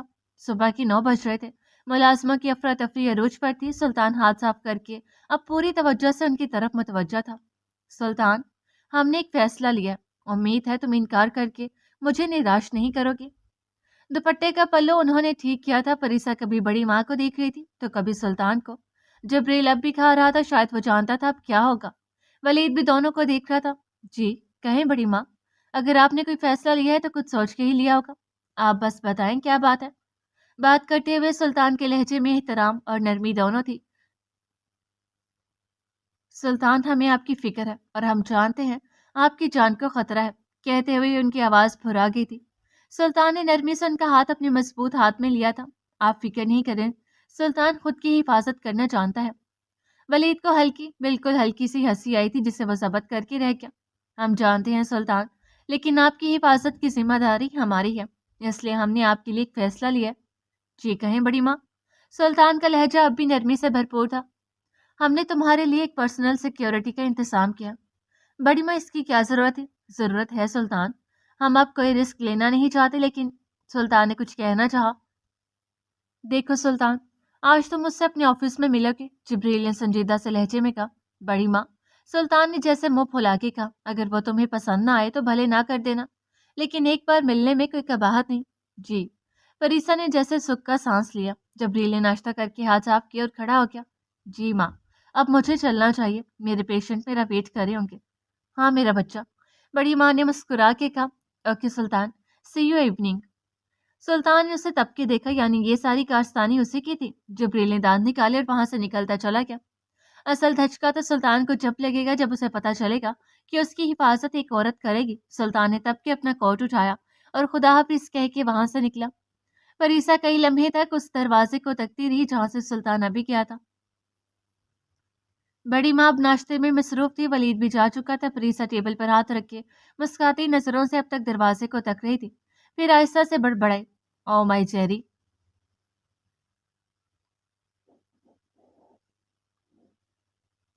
میں جانتی ہوں کہ یہ مشکل ہے آرتھر، لیکن ناممکن ہے۔ تمہیں مجھ پر بھروسہ رکھنا ہوگا، اور میں جانتی ہوں سلطان کو بھٹکانا یا گمراہ کرنا آسان نہیں، لیکن تمہیں پتہ ہے نا بلبلیں کیا کہتی ہے؟ مارتھا نے مسکرا کے کہا تھا، آج فن نصیحت دینا نہیں بھولی تھی۔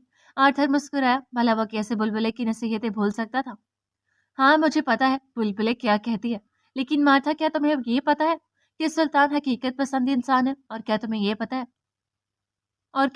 پتہ ہے آرتھر کہ میں سلطان کو سلطان سے بہتر جانتی ہوں؟ جو بھی ہے مارتھا، لیکن اب سب سے زیادہ ہمیں محتاط رہنا ہوگا۔ وہ ایک ایک چیز نوٹ کرے تھے، کمیوں کوتاہیوں کی گنجائش نہیں۔ دوپہر کی 12 بج رہے تھے اور وہ دونوں ایک اپارٹمنٹ سے نکلتے ہوئے بات کر رہے تھے۔ موسم کافی خوشگوار تھا۔ بلیک پینٹ کوٹ میں ملبوس یہ لڑکی بلیک بیلٹ تھی، بالوں کو باندھا ہوا تھا۔ آرتھر نے بھی بلیک پینٹ کوٹ ہی پہنا ہوا تھا، جو کہ اس کا ڈریس کوڈ بھی تھا۔ ملتان میں سردی اپنی عروج پہ تھی۔ مارتھا آرتھر کے آگے آگے چل رہی تھی، دوسری سیڑھیاں اترتے ہوئے بھی وہ مسلسل باتیں کر رہے تھے۔ لفٹ شاید خراب تھی، جس کی وجہ سے وہ دونوں 12ویں فلور سے نیچے آ رہے تھے۔ سیڑھیوں کے درمیان تھوڑا فاصلہ تھا جہاں سے اب ان دونوں نے گزرنا تھا۔ اس سے پہلے مارتھا وہاں قدم رکھتی، آرتھر نے یکدم پکارا تھا، مارتھا۔ وہ یکدم رکی اور سوالیہ نظروں سے مڑ کے دیکھا تھا۔ آرتھر نے ایک دو لمحہ اسے میٹھی نظروں سے دیکھا، پھر چلتا ہوا قریب آیا اور اس کے بالکل سامنے کھڑا ہو گیا۔ وہ دونوں ایسے کھڑے تھے کہ ان کے آگے پیچھے دیوار تھی۔ وہ جگہ اتنی بڑی نہیں تھی جہاں وہ دونوں کھڑے ہوتے۔ آرتھر کے پیچھے ایک لمبی سی کھڑکی تھی جو شاید آنے جانے والوں کے لیے نظارہ اور ہوا دونوں کا کام کر رہی تھی۔ وہ مزید 2 لمحے کھڑا ہو کے اس کی پرکشش آنکھوں میں براہ راست دیکھتا رہا۔ اس کی نیلی خوبصورت آنکھیں اس کی سیاہ سمندری آنکھوں میں گڑی تھی۔ وہ ان بے قرار نظروں کی عادی تھی اور وہ جانتی تھی کہ یہ قرار کیسے ممکن ہے، لیکن ہر خواب ہر خواہش کے آگے پہلے فرض آتا ہے، اور وہ دونوں اسے نبھانے کی کوشش کر رہے تھے۔ وہ اسے سوالیہ نظروں سے دیکھ رہی تھی۔ وہ بنا کچھ کہے یوں ہی کھڑا تھا۔ ایک لمحہ، 2 لمحہ اور تیسرے لمحے وہ جھکا اور اس کے جوتوں کے تسمے کو باندھنے لگا۔ وہ اسے بے یقینی سے اس کے سر کو دیکھ رہی تھی۔ وہ پہلے بھی ایسے کئی بار اسے بے یقین کرتا آیا تھا اور آج پھر کر رہا تھا۔ اس کا دل کیا کہ وہ اپنے پاؤں کو پیچھے ہٹا ڈالے، لیکن نہ جانے وہ کیا چیز تھی کہ وہ اپنے قدم پیچھے ہٹا نہیں پائی تھی۔ وہ قدرے انہماک سے اس نظارے کو دیکھ رہی تھی۔ وہ باندھ کے کھڑا ہوا اور آہستہ سے اس کے کان کے بالکل قریب ہو کے بولا، اب ٹھیک ہے۔ ایک ہلکی سی لٹ جو اس کی نرم گال کو چوم رہی تھی، اس نے اسے نظریں نیچے کر کے ہٹانا چاہا، لیکن بر وقت آرتھر نے اس کا ہاتھ پکڑ لیا اور اس پہ نظریں گاڑی۔ اب وہ اس کے بالوں کی اس ایک آوارہ لٹ کو اس کے کان کے پیچھے کر رہا تھا۔ ایک لمحے کے لیے وہ اس کی لو دیتی نگاہوں سے پزل بھی ہوئی، لیکن اگلے ہی لمحے اس نے خود کو کمپوز کیا اور آہستہ سے بڑبڑائی، چچورے۔ آرتھر بخوبی سن سکتا تھا جو وہ کہہ رہی تھی۔ اس کی بڑبڑاہٹ پہ وہ پر اصرار مسکرایا، دوبارہ سے اس کے کان کے قریب ہوا۔ مارتھا کے یہ ہاتھ اب بھی آرتھر کے گرم مضبوط ہاتھوں میں تھے۔ مارتھا نے شرم سے ہلکی سی آئی برو اٹھائی تھی۔ آرتھر جانتا تھا کہ اس وقت اس کا دل کی دھڑکن کس رفتار سے چل رہی ہوگی، وہ اس وقت کیسا محسوس کر رہی ہوگی، لیکن پھر بھی وہ اسے تنگ کر رہا تھا اور ہمیشہ ایسا ہی کرتا آیا تھا۔ اسپیک اپ مائی لیڈی۔ اس سے پہلے وہ اس کی معصوم سے رومانس کا بڑا گرک کرتی، آرتھر کا فون چیخ پڑا۔ اوہو! آرتھر کے منہ سے بے اختیار نکلا۔ مارتھا کے چہرے پر ایک شریر مسکراہٹ ہے۔ اس نے ہیلو کر کے کان پہ فون لگایا، جس میں سے اب سلطان کی آواز ابھر رہی تھی۔ اس نے مزید 2 لمحے بعد کے اپنا موبائل جیب میں رکھا، پھر دوبارہ سے اس کے کان کے قریب ہوا اور بالکل آہستہ سے بولا، گڈ لک مائی لیڈی۔ مارتھا کی دھڑکن اتھل پتھل ہو رہی تھی۔ وہ آہستہ سے پیچھے ہٹا اور اس کا گال تھپ تھپا کے وہاں سے نکلتا چلا گیا۔ مارتھا نے ہلکی سی مسکان کے ساتھ ریلنگ کو پکڑا اور جھک کے اپنے جوتوں کو دیکھا۔ مسکراہٹ مزید گہری ہوئی، پھر وہ آہستہ سے بڑبڑائی، I am always with you my man, اور پھر وہ وہاں سے نکلتی چلی گئی۔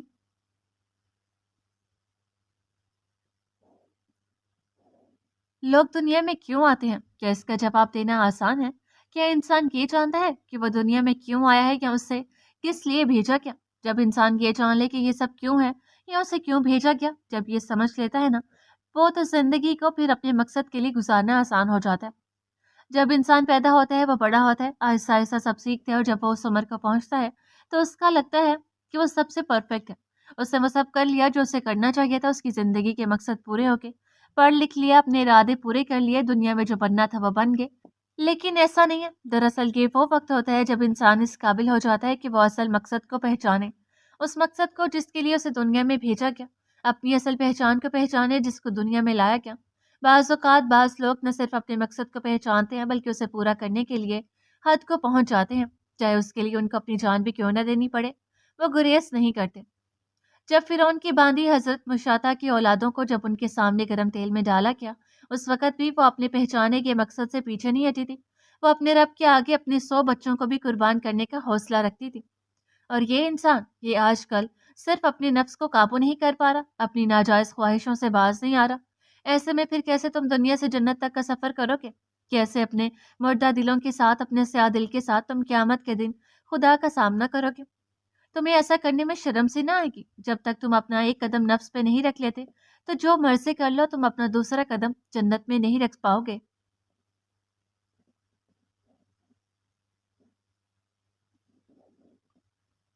اس کا کیا مقصد ہو سکتا ہے؟ ایک بار پھر وہ ولید کے ساتھ رات کے پہر اپنے ایک سیکرٹ روم میں کھڑا تھا جو ایک لائبریری بھی تھا۔ اس کی پرکشش نگاہیں سامنے بورڈ پہ مرکوز تھیں، ولید بھی الجھا الجھا دکھائی دے رہا تھا۔ یہ سیکرٹ روم اس کے آفس میں ہی کہیں تھا۔ ملتان میں اس وقت رات کا اندھیرا پھیل چکا تھا اور پھر سے ان لکھے گئے نمبروں کو دہرا رہا تھا۔ یہ آخر کیا تھا؟ ایک ہنٹ، ایک کلو، ایک اشارہ یا ایک سازش؟ یہ کیا تھا؟ اس نے ان نمبروں کو مٹا کے دوبارہ سے لکھنا شروع کیا۔ 3 1 16 9 20 1 12 16 1 11 9 19 20 4 14۔ ولید سب سے پہلے لکھا گیا لفظ ہے تین۔ تین سے کیا شروع ہو سکتا ہے؟ کسی کی پیدائش تاریخ، یا کسی کا نمبر، یا کوئی کوڈ، یا پھر کچھ اور؟ اس کی نگاہیں بے حد سنجیدہ تھیں۔ نو سر، مجھے نہیں لگتا کہ یہ سب اس نمبر 3 کا مطلب ہوگا۔ اس کے پیچھے کوئی اور وجہ بھی ہو سکتی ہے۔ ولید جو سلطان کے ساتھ کھڑا تھا اور سلطان بورڈ کے بالکل سامنے ٹیبل کے ساتھ اپنی پشت لگا کے کھڑا تھا، اس نے ایک سنجیدہ سے نظر اٹھا کے ساتھ کھڑے ولید کو دیکھا۔ تم کیسے کہہ سکتے ہو کہ ان سب کے پیچھے کا مطلب کچھ اور ہے؟ کیا تم کچھ چھپا رہے ہو، یا کیا تم کچھ جانتے ہو جو مجھے نہیں پتا؟ ولید ایک پل کے لیے گڑبڑایا۔ نو سر، میں ایسا اس لیے کہہ رہا ہوں کیونکہ اگر ان سب کے پیچھے یہ لاجک ہوں گے تو اسے حل کرنا تو بہت آسان ہوگا، اور لکھنے والے نے اتنا آسان تو کچھ نہیں دیا ہوگا۔ ایکچولی سر، یہ پہلی اتنی بھی آسانی ہوگی جتنی یہ آپ کو لگ رہی ہے۔ اس کے پیچھے کا مطلب یہ بھی ہو سکتا ہے اور کچھ اور بھی ہو سکتا ہے۔ ولید کی بات ٹھیک تھی، ہنٹ یا اشارہ دینے والے نے اتنا آسان اشارہ نہیں دیا ہوگا۔ 1 منٹ ولید، وہ شخص ہاسپٹل میں داخل تو ہوا لیکن وہ اندر کہیں نظر نہیں آیا، ایسا کیسے ہو سکتا ہے؟ یہ دھوکہ دینا اتنا آسان ہے، یہ وہ شخص ہی کر سکتا ہے جو پہلے اس ہاسپٹل آ چکا ہو، یا جس کو میرے روم نمبر کا ایگزیکٹ پتا ہو۔ یہ سب ایک سوچی سمجھی چال ہو سکتی ہے۔ میں جانتا ہوں ولید، اس آدمی کا، اس ہند کا، ان سب کا آپس میں کوئی نہ کوئی تعلق ہے۔ وہ رات کے 2:40 پر ہاسپٹل میں داخل ہوا، پھر 2:55 پہ وہ ہاسپٹل سے نکلا، اور 3:01 یا 2 پر فریسا داخل ہوئی، یعنی اس کا مطلب 2:40 سے 2:55 کے درمیان ان 15 منٹ میں وہ میرے روم میں داخل ہوا اور اپنا کام کر کے خاموشی سے وہاں سے نکل گیا۔ ساری CCTV موجود ہے سوائے ان 15 منٹ کی۔ یا تو وہ اندر اپنا اصل روپ جو باہر گاڑی سے اترتے وقت تھا وہ بدل کے آیا تھا، یا پھر اس نے مہارت سے ٹھیک 15 منٹ کی فوٹیج ڈیلیٹ کی۔ اس وقت ولید ہاسپٹل میں رش نہ ہونے کے برابر تھا، وہ جانتا تھا کہ ہاسپٹل کے کمرے میں وہ اچھے سے پہچانا جائے گا، اس لیے اس نے فوٹیج ڈیلیٹ کی۔ لیکن اگر ڈیلیٹ کی تو باہر اپنی گاڑی سے نکلتے ہوئے کی کیوں چھوڑ دی؟ حالانکہ اس کے خلاف ایک بڑا ثبوت بھی ثابت ہو سکتا ہے۔ یعنی سر، آپ کا مطلب ہے یہاں تو فوٹیج ڈیلیٹ نہیں کی گی، وہ روح بدل کے آیا، یا اگر فوٹیج ڈیلیٹ نہیں ہوئی تو اس نے یہ ثبوت جان بوجھ کے چھوڑا؟ اگر وہ جان کے نہ چھوڑتا تو وہ باہر اپنے چہرے کو کور نہ کرتا۔ ایگزیکٹلی ولید، اگر یہ ثبوت جان بوجھ کے چھوڑا گیا ہے تو اس کا مطلب ہے کہ وہ چاہتا ہے ہم اسے ڈھونڈیں۔ ہو سکتا ہے سر کہ یہ ثبوت جان بوجھ کے نہ چھوڑا گیا ہو بلکہ غلطی سے چھوٹ گیا۔ نہیں ولید، ثبوت اتنی مہارتوں سے نہیں چھوٹتے۔ میں یقین سے کہہ سکتا ہوں کہ یہ ثبوت چھوٹا نہیں چھوڑا گیا ہے۔ اس کے ہاتھ پہ بنا ہوا کالے رنگ کا نشان وہ دکھانا بھی ایک اشارہ ہو سکتا ہے یا ہو سکتا ہے کہ وہ غلطی سے دکھ گیا ہو؟ جی سر، میں نے پتا کیا اس ٹیٹو کے بارے میں، لیکن وہاں سے پتا لگا ہے کہ یہ ٹیٹو کئی ہزار لوگ بنواتے ہیں، یہ عام ہے، لیکن اس شہر میں یہ ہزاروں لوگوں نے اگر بنوایا ہے تو اسے اس ہنٹ کے باوجود پکڑنا ناممکن ہوگا۔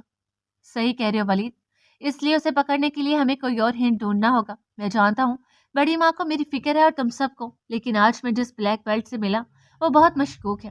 میں نے اسے ہر طریقے سے وہاں سے ہٹانے کی کوشش کی، لیکن وہ مجھے ہر حال میں پروٹیکٹ کرنے کو تیار ہے۔ ایسا لگتا ہے اسے ہائر نہیں کیا گیا، بلکہ اس نے خود خود کو ہائر کروایا تاکہ وہ میرے ساتھ رہ سکے۔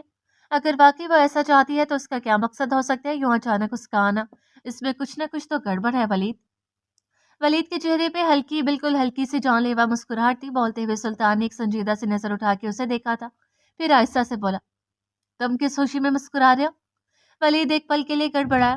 یس سر، آپ ٹھیک کہہ رہے ہو، مجھے بھی ایسا لگا تھا جب میں نے اسے دیکھا تھا کہ وہ یہاں آپ کے لیے نہیں بلکہ کسی مقصد کے لیے آئی ہے۔ ہو سکتا ہے ولید۔ اس نے ایک لمبا سانس خارج کیا اور دوبارہ سے اپنا کنسنٹریٹ سامنے لگے بورڈ کی طرف کیا جہاں دوبارہ سے اس نے وہ سارے لفظ لکھے۔ کیا یہ اشارہ ہمارے لیے فائدہ مند ہوگا یا نقصان دہ؟ سلطان نے پوچھا تھا۔ یہ تو سر، یہ پہیلی کھل جانے کے بعد ہی کچھ کہہ سکتے ہیں، لیکن آپ فکر مت کریں، ہم اس سے بھی نپٹ لیں گے۔ لیکن یہ پہیلی بوجھے گی تو پھر ہی؟ وہ دوبارہ وہی ٹیبل کے ساتھ پشت لگا کے کھڑا ہو گیا۔ وہ پرسکون ہو کے سامنے دیکھنے لگا۔ انسان کا دماغ جب چلتا ہے، جب وہ کہیں پہ پھنس جاتا ہے، جب وہ کہیں پہ سٹک ہو جاتا ہے، جب آپ کسی کمرے میں ہو اور اس کے اندر آنے کا ایک دروازہ ہو اور وہ دروازہ جب بند ہو جائے اور باہر جانے کا کوئی راستہ نہ ملے، تب انسان کا دماغ کام کرنا شروع کرتا ہے۔ تو پہلے کوئی کھڑکی تلاش کرے گا، حالانکہ جب دروازہ بند نہیں تھا تب اسے شاید معلوم بھی نہ ہو کہ کوئی کھڑکی بھی ہے۔ پھر وہ باہر نکلنے کا کوئی اور راستہ ڈھونڈے گا۔ بہرحال وہ اپنے دماغ کو چلائے گا اور کیسے بھی کر کے وہاں سے نکلنے کی کوشش کرے گا۔ اور اس وقت سلطان بھی پھنسا ہوا تھا، جادو کی حویلی میں جکڑا ہوا تھا۔ اس نے خود کو پرسکون کیا اور بس آنکھوں سے ان لفظوں کو پڑھتا چلا گیا۔ ایک بار، دو بار، بار بار، کئی بار اس کی نظریں تیزی سے ان لفظوں کا طواف کر رہی تھی۔ وہ خاموشی سے دیکھتا چلا جا رہا تھا۔ ولید ان لفظوں کو دیکھنے کے بجائے سلطان کے چہرے کی حرکات دیکھ رہا تھا۔ اس کے دائیں سے بائیں اور بائیں سے دائیں ہوتی پرکشش نگاہوں کو دیکھ رہا تھا۔ وہ مزید چند لمحے یہ دیکھتا رہا، پھر ایک دم رکا، اس کے چہرے پہ ہلکی سی مسکان آئی۔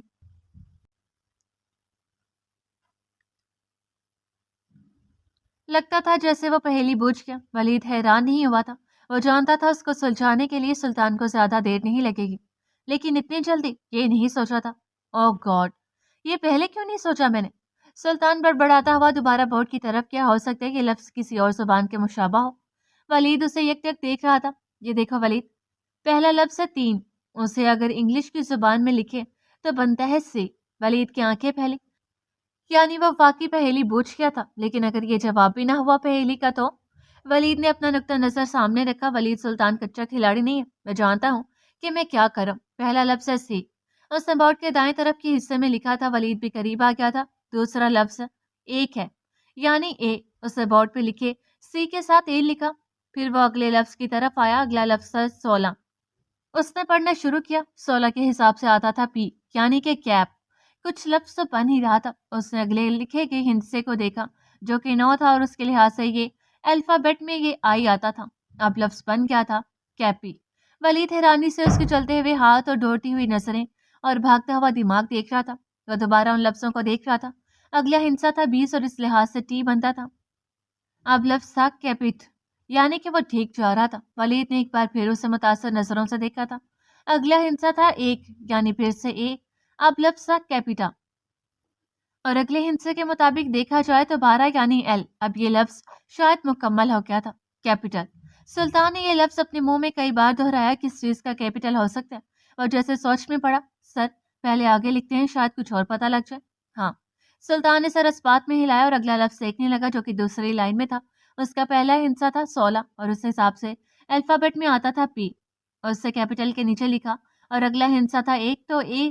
تیسرا لفظ تھا 11، یعنی کہ اب لفظ بن رہا تھا پاک۔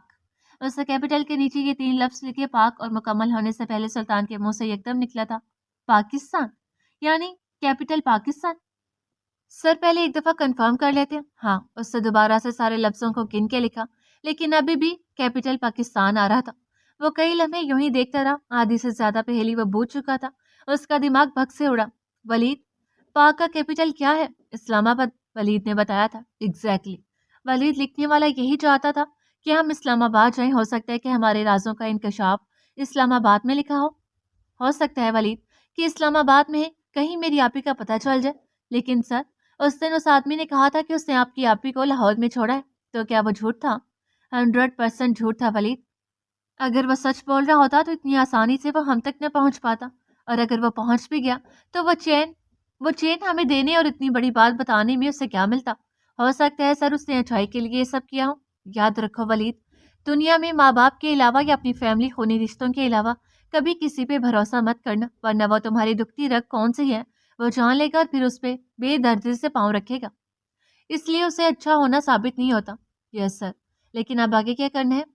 یہ پہلی تو پوچھ چکے ہیں، کرنا کیا ہے ولید؟ اب ہم اسلام آباد جائیں گے اور پتہ کریں گے یہ کون ہے، اس کا مقصد کیا ہے، انایا آپی کہاں ہے، کیسی ہیں، ان سب کا سراغ شاید ہمیں اسلام آباد میں ہی ملے گا۔ لیکن ولید، یہاں کسی کو کچھ پتہ نہیں چلنا چاہیے، کسی کو بھی نہیں۔ تم اسلام آباد کے کلائنٹ دیکھو اور ضرورت کے مطابق کسی کے ساتھ میٹنگ فکس کرو۔ اوکے سر کہہ کے وہ وہاں سے نکلنے لگا جب سلطان نے بلایا تھا۔ ولید، اس سے مڑ کے پیچھے دیکھا، محتاط رہنا۔ اس کے چہرے پہ ہلکی سی مسکراہٹ آئی۔ Okay sir. سلطان نے اپنا کوٹ اٹھایا اور حویلی کی طرف روانہ ہوا جہاں رات کے کھانے پہ اس کا انتظار ہو رہا تھا۔ شاید بڑی ماں نے کوئی میٹنگ رکھی تھی جہاں اسے پہنچنا تھا، پھر اسے اسلام آباد جانے کا بھی بتانا تھا، اس لیے وہ جلدی جلدی وہاں سے نکلتا چلا گیا۔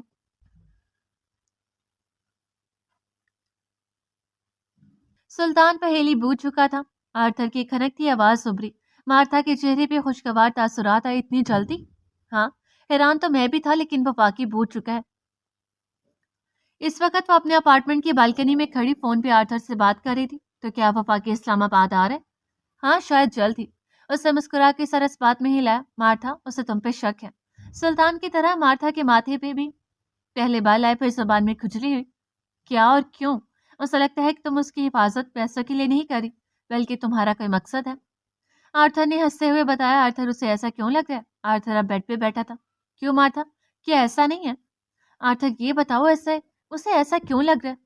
گفتگو سے اسے لگ رہا ہے کہ اس نے تمہیں اس نوکری سے ہٹانے کی کوشش کی، لیکن تم کسی بھی حال میں ہٹنے کو تیار نہیں، اور تمہارے ساتھ کی گئی ساری گفتگو کے بعد سلطان نے یہ نتیجہ نکالا کہ تمہارے آنے کا کوئی مقصد ہے، جو کہ سچ بھی ہے۔ اب آرتھر، مارتھا نے پریشانی سے پوچھا، اب کیا تمہارا مسئلہ ہے؟ تمہیں ہی حل کرنا ہوگا۔ آرتھر نے صاف دامن بچایا۔ کیا تم مجھ سے محبت نہیں کرتے؟ مارتھا نے ایموشنلی بلیک میل کرنا چاہا۔ مارتھا، نو، یہ غلط ہے۔ تو ٹھیک ہے پھر آرتھر، تم خوش رہو۔ آرتھر کا دل کیا اپنا ماتھا پیٹ لے۔ مطلب اب یہ چھوٹی چھوٹی باتیں ایسے منوائے گی؟ مطلب کچھ بھی۔ اوکے، میں مدد کروں گا۔ میں جانتی تھی آرتھر، اس دنیا میں سب سے زیادہ تم مجھ سے محبت کرتے ہو۔ آرتھر نے کان سے فون ہٹا کے دیکھا۔ توبہ مارتھا، کرکٹ بھی اتنی جلدی رنگ نہیں بدلتا، یہ 12 رنگ بھی تو تمہارے لیے ہے نا میرے آرتھر۔ خدا کا خوف کرو مارتھا، اگر سلطان نے سن لیا نا تو کیا سوچے گا؟ یہی سوچے گا کہ یہ مجھ جیسی کہاں سے آ گئی۔ اوکے مارتھا، اب دھیان سے سنو۔ دونوں ہی اب سنجیدہ ہوئے تھے۔ آرتھر اگلی چال، اگلے قدم کے بارے میں بتا رہا تھا اور مارتھا سن رہی تھی۔ جہاں ڈاؤٹ یا اس کا کوئی سوال ہوتا تو وہ آرتھر سے پوچھتی اور وہ کلیئر کرتا۔ سب کچھ طے ہونے کے بعد آرتھر نے پوچھا تھا، Martha be ready? Absolutely Arthur, ملتے ہیں جلد، کہہ کے اس نے فون کاٹا۔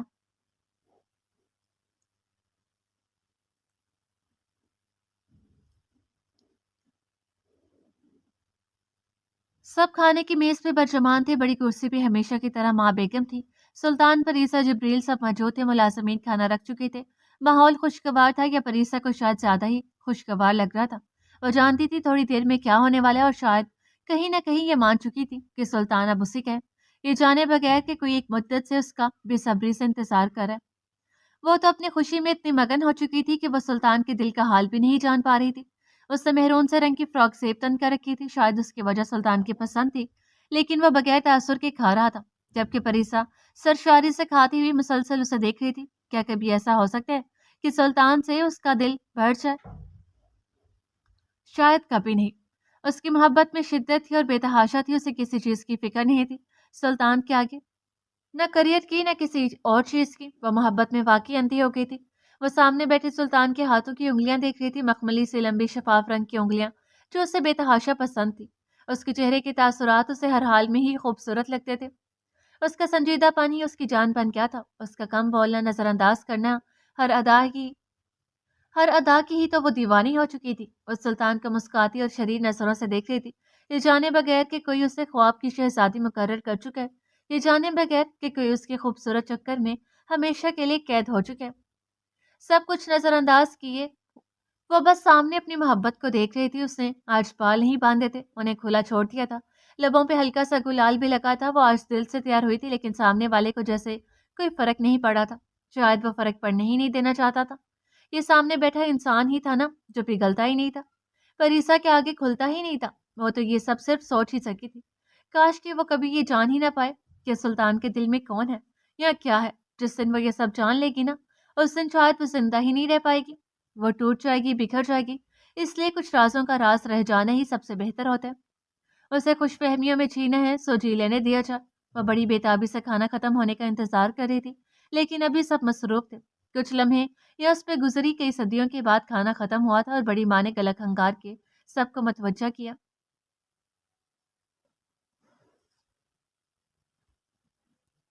بس بہت ہو گیا، میں اب اور انتظار نہیں کر سکتا۔ وہ آئینے کے سامنے کھڑا مسلسل بڑبڑا رہا تھا۔ آج پریسا یونی نہیں گئی تھی اور وہ انتظار ہی کرتا رہ گیا، یا شاید ساری زندگی کرنا تھا۔ اس کی آنکھیں لال ہو رہی تھی اور آنکھوں کے نیچے ہلکے آنا شروع ہو گئے تھے۔ بس اب بور نہیں، میں آج ہر حال میں بتاؤں گا کہ میرے دل میں کیا ہے۔ میں آج بتاؤں گا کہ پریسا کے بغیر احان کا زندہ رہنا ناممکن سا ہو گیا۔ یہ بے چینی، یہ غربت، یہ ہجر، یہ خواب، اب بس آج سچائی کا سامنا ہوگا، چاہے کتنی ہی بے دردی سے کیوں نہ ہو، لیکن آج سچائی سامنے آئے گی۔ وہ مسلسل آئینے کو گھور رہا تھا، اب اس بے چینی کو انجام تک پہنچنا ہی تھا۔ آج میری محبت اس کے سامنے آئے گی اور میں جانتا ہوں کہ میری محبت اتنی کمزور تو نہیں کہ وہ مجھے مل نہ سکے۔ میں آج ہر حال میں اظہار کروں گا۔ آج میں پریسا کے سامنے اپنا دل کھول کے رکھ دوں گا۔ میں جانتا ہوں وہ میرے ساتھ ہی ہوگی۔ یہ دل کی دل اب اس کی محبت کا مارا ہے۔ چاہے میں ہاروں یا جیتوں، پریسا میری ہے، ہر حال میں میری ہے۔ وہ آئینے کو دیکھتا ہوا بڑبڑا رہا تھا، حالانکہ کہیں نہ کہیں اس کا دل جانتا تھا کہ سچائی کیا ہے۔ وہ جتنا بھی جھوٹ بولے، خود کو جتنا بھی یقین دلائے، لیکن حقیقت کا گواہ ہمیشہ دل ہوا کرتا ہے۔ وہ آئینے کے سامنے کھڑا ہو کے مسکرا رہا تھا، یعنی اب وہ مسکرا کے آئینے کو بھی گمراہ کر رہا تھا۔ یہ احساس، یہ جذبات بڑے مضبوط ہوتے ہیں، ان سے پیچھے چھڑانا عام کی بس کی بات نہیں۔ یہ وہ بسمل کی طرح ہے جو شمع کے گرد خوشی سے پرواز کرتا ہے اور پھر اسی میں کود کے اپنی جان قربان کرتا ہے۔ آج ہو جائے، لیکن آج اپنی بے چینی ختم کر کے رہوں گا۔ اس کی راتوں کی نیندیں اڑ گئی تھی، محبت کی خماری اس قدر بڑھ کے اس کے سر پہ ناچ رہی تھی، اور آج وہ بے بسا ہو کے اب اظہار کرنے والا تھا۔ سلطان نے نظریں اٹھا کے سامنے منتظر سے بیٹھی پریسا کو دیکھا، جس نے اس کی نظر کی تپش محسوس کرتے ہی نظریں جھکا لی تھی۔ وہاں بیٹھے سب لوگ ایک اہم مسئلے میں الجھ رہے تھے۔ بڑی ماں نے ایک نظر پریسا کو دیکھا، پھر ایک نظر سلطان کو، پھر ایک لمبی سانس خارج کی اور بولنے کے لیے الفاظوں کا انتخاب کیا۔ سلطان، ہم اچھے سے جانتے ہیں تمہاری زندگی میں بہت سے مسائل ہیں، لیکن سلطان، اب وقت آ گیا کہ تم اپنے ساتھ اپنے ہم سفر کا انتخاب کرو۔ سلطان نے ان کی بات پہ جبڑے بھینچ لیے تھے۔ یہ بڑی ماں اس کو کیسے مشکل میں ڈال رہی تھی۔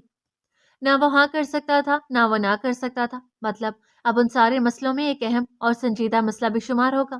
اس نے آنکھیں بند کر کے کھولی۔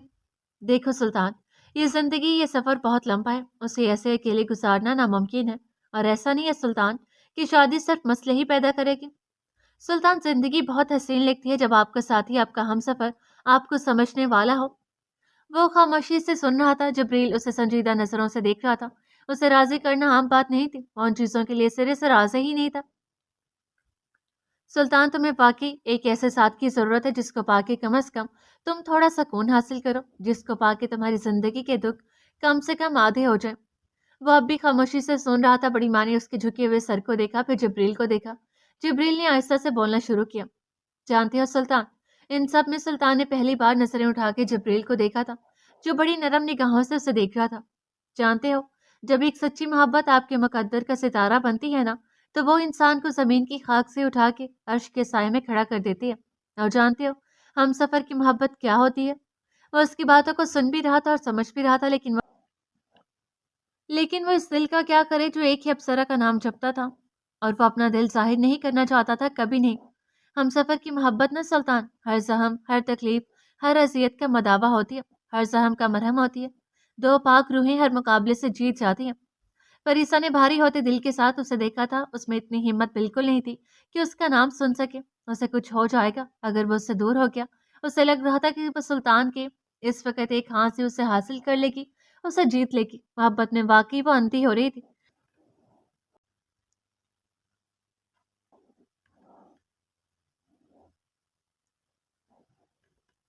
उसने धड़कते दिल के साथ फोन निकाला और खुद को पुरसकून करके सोफे पे बैठ गया।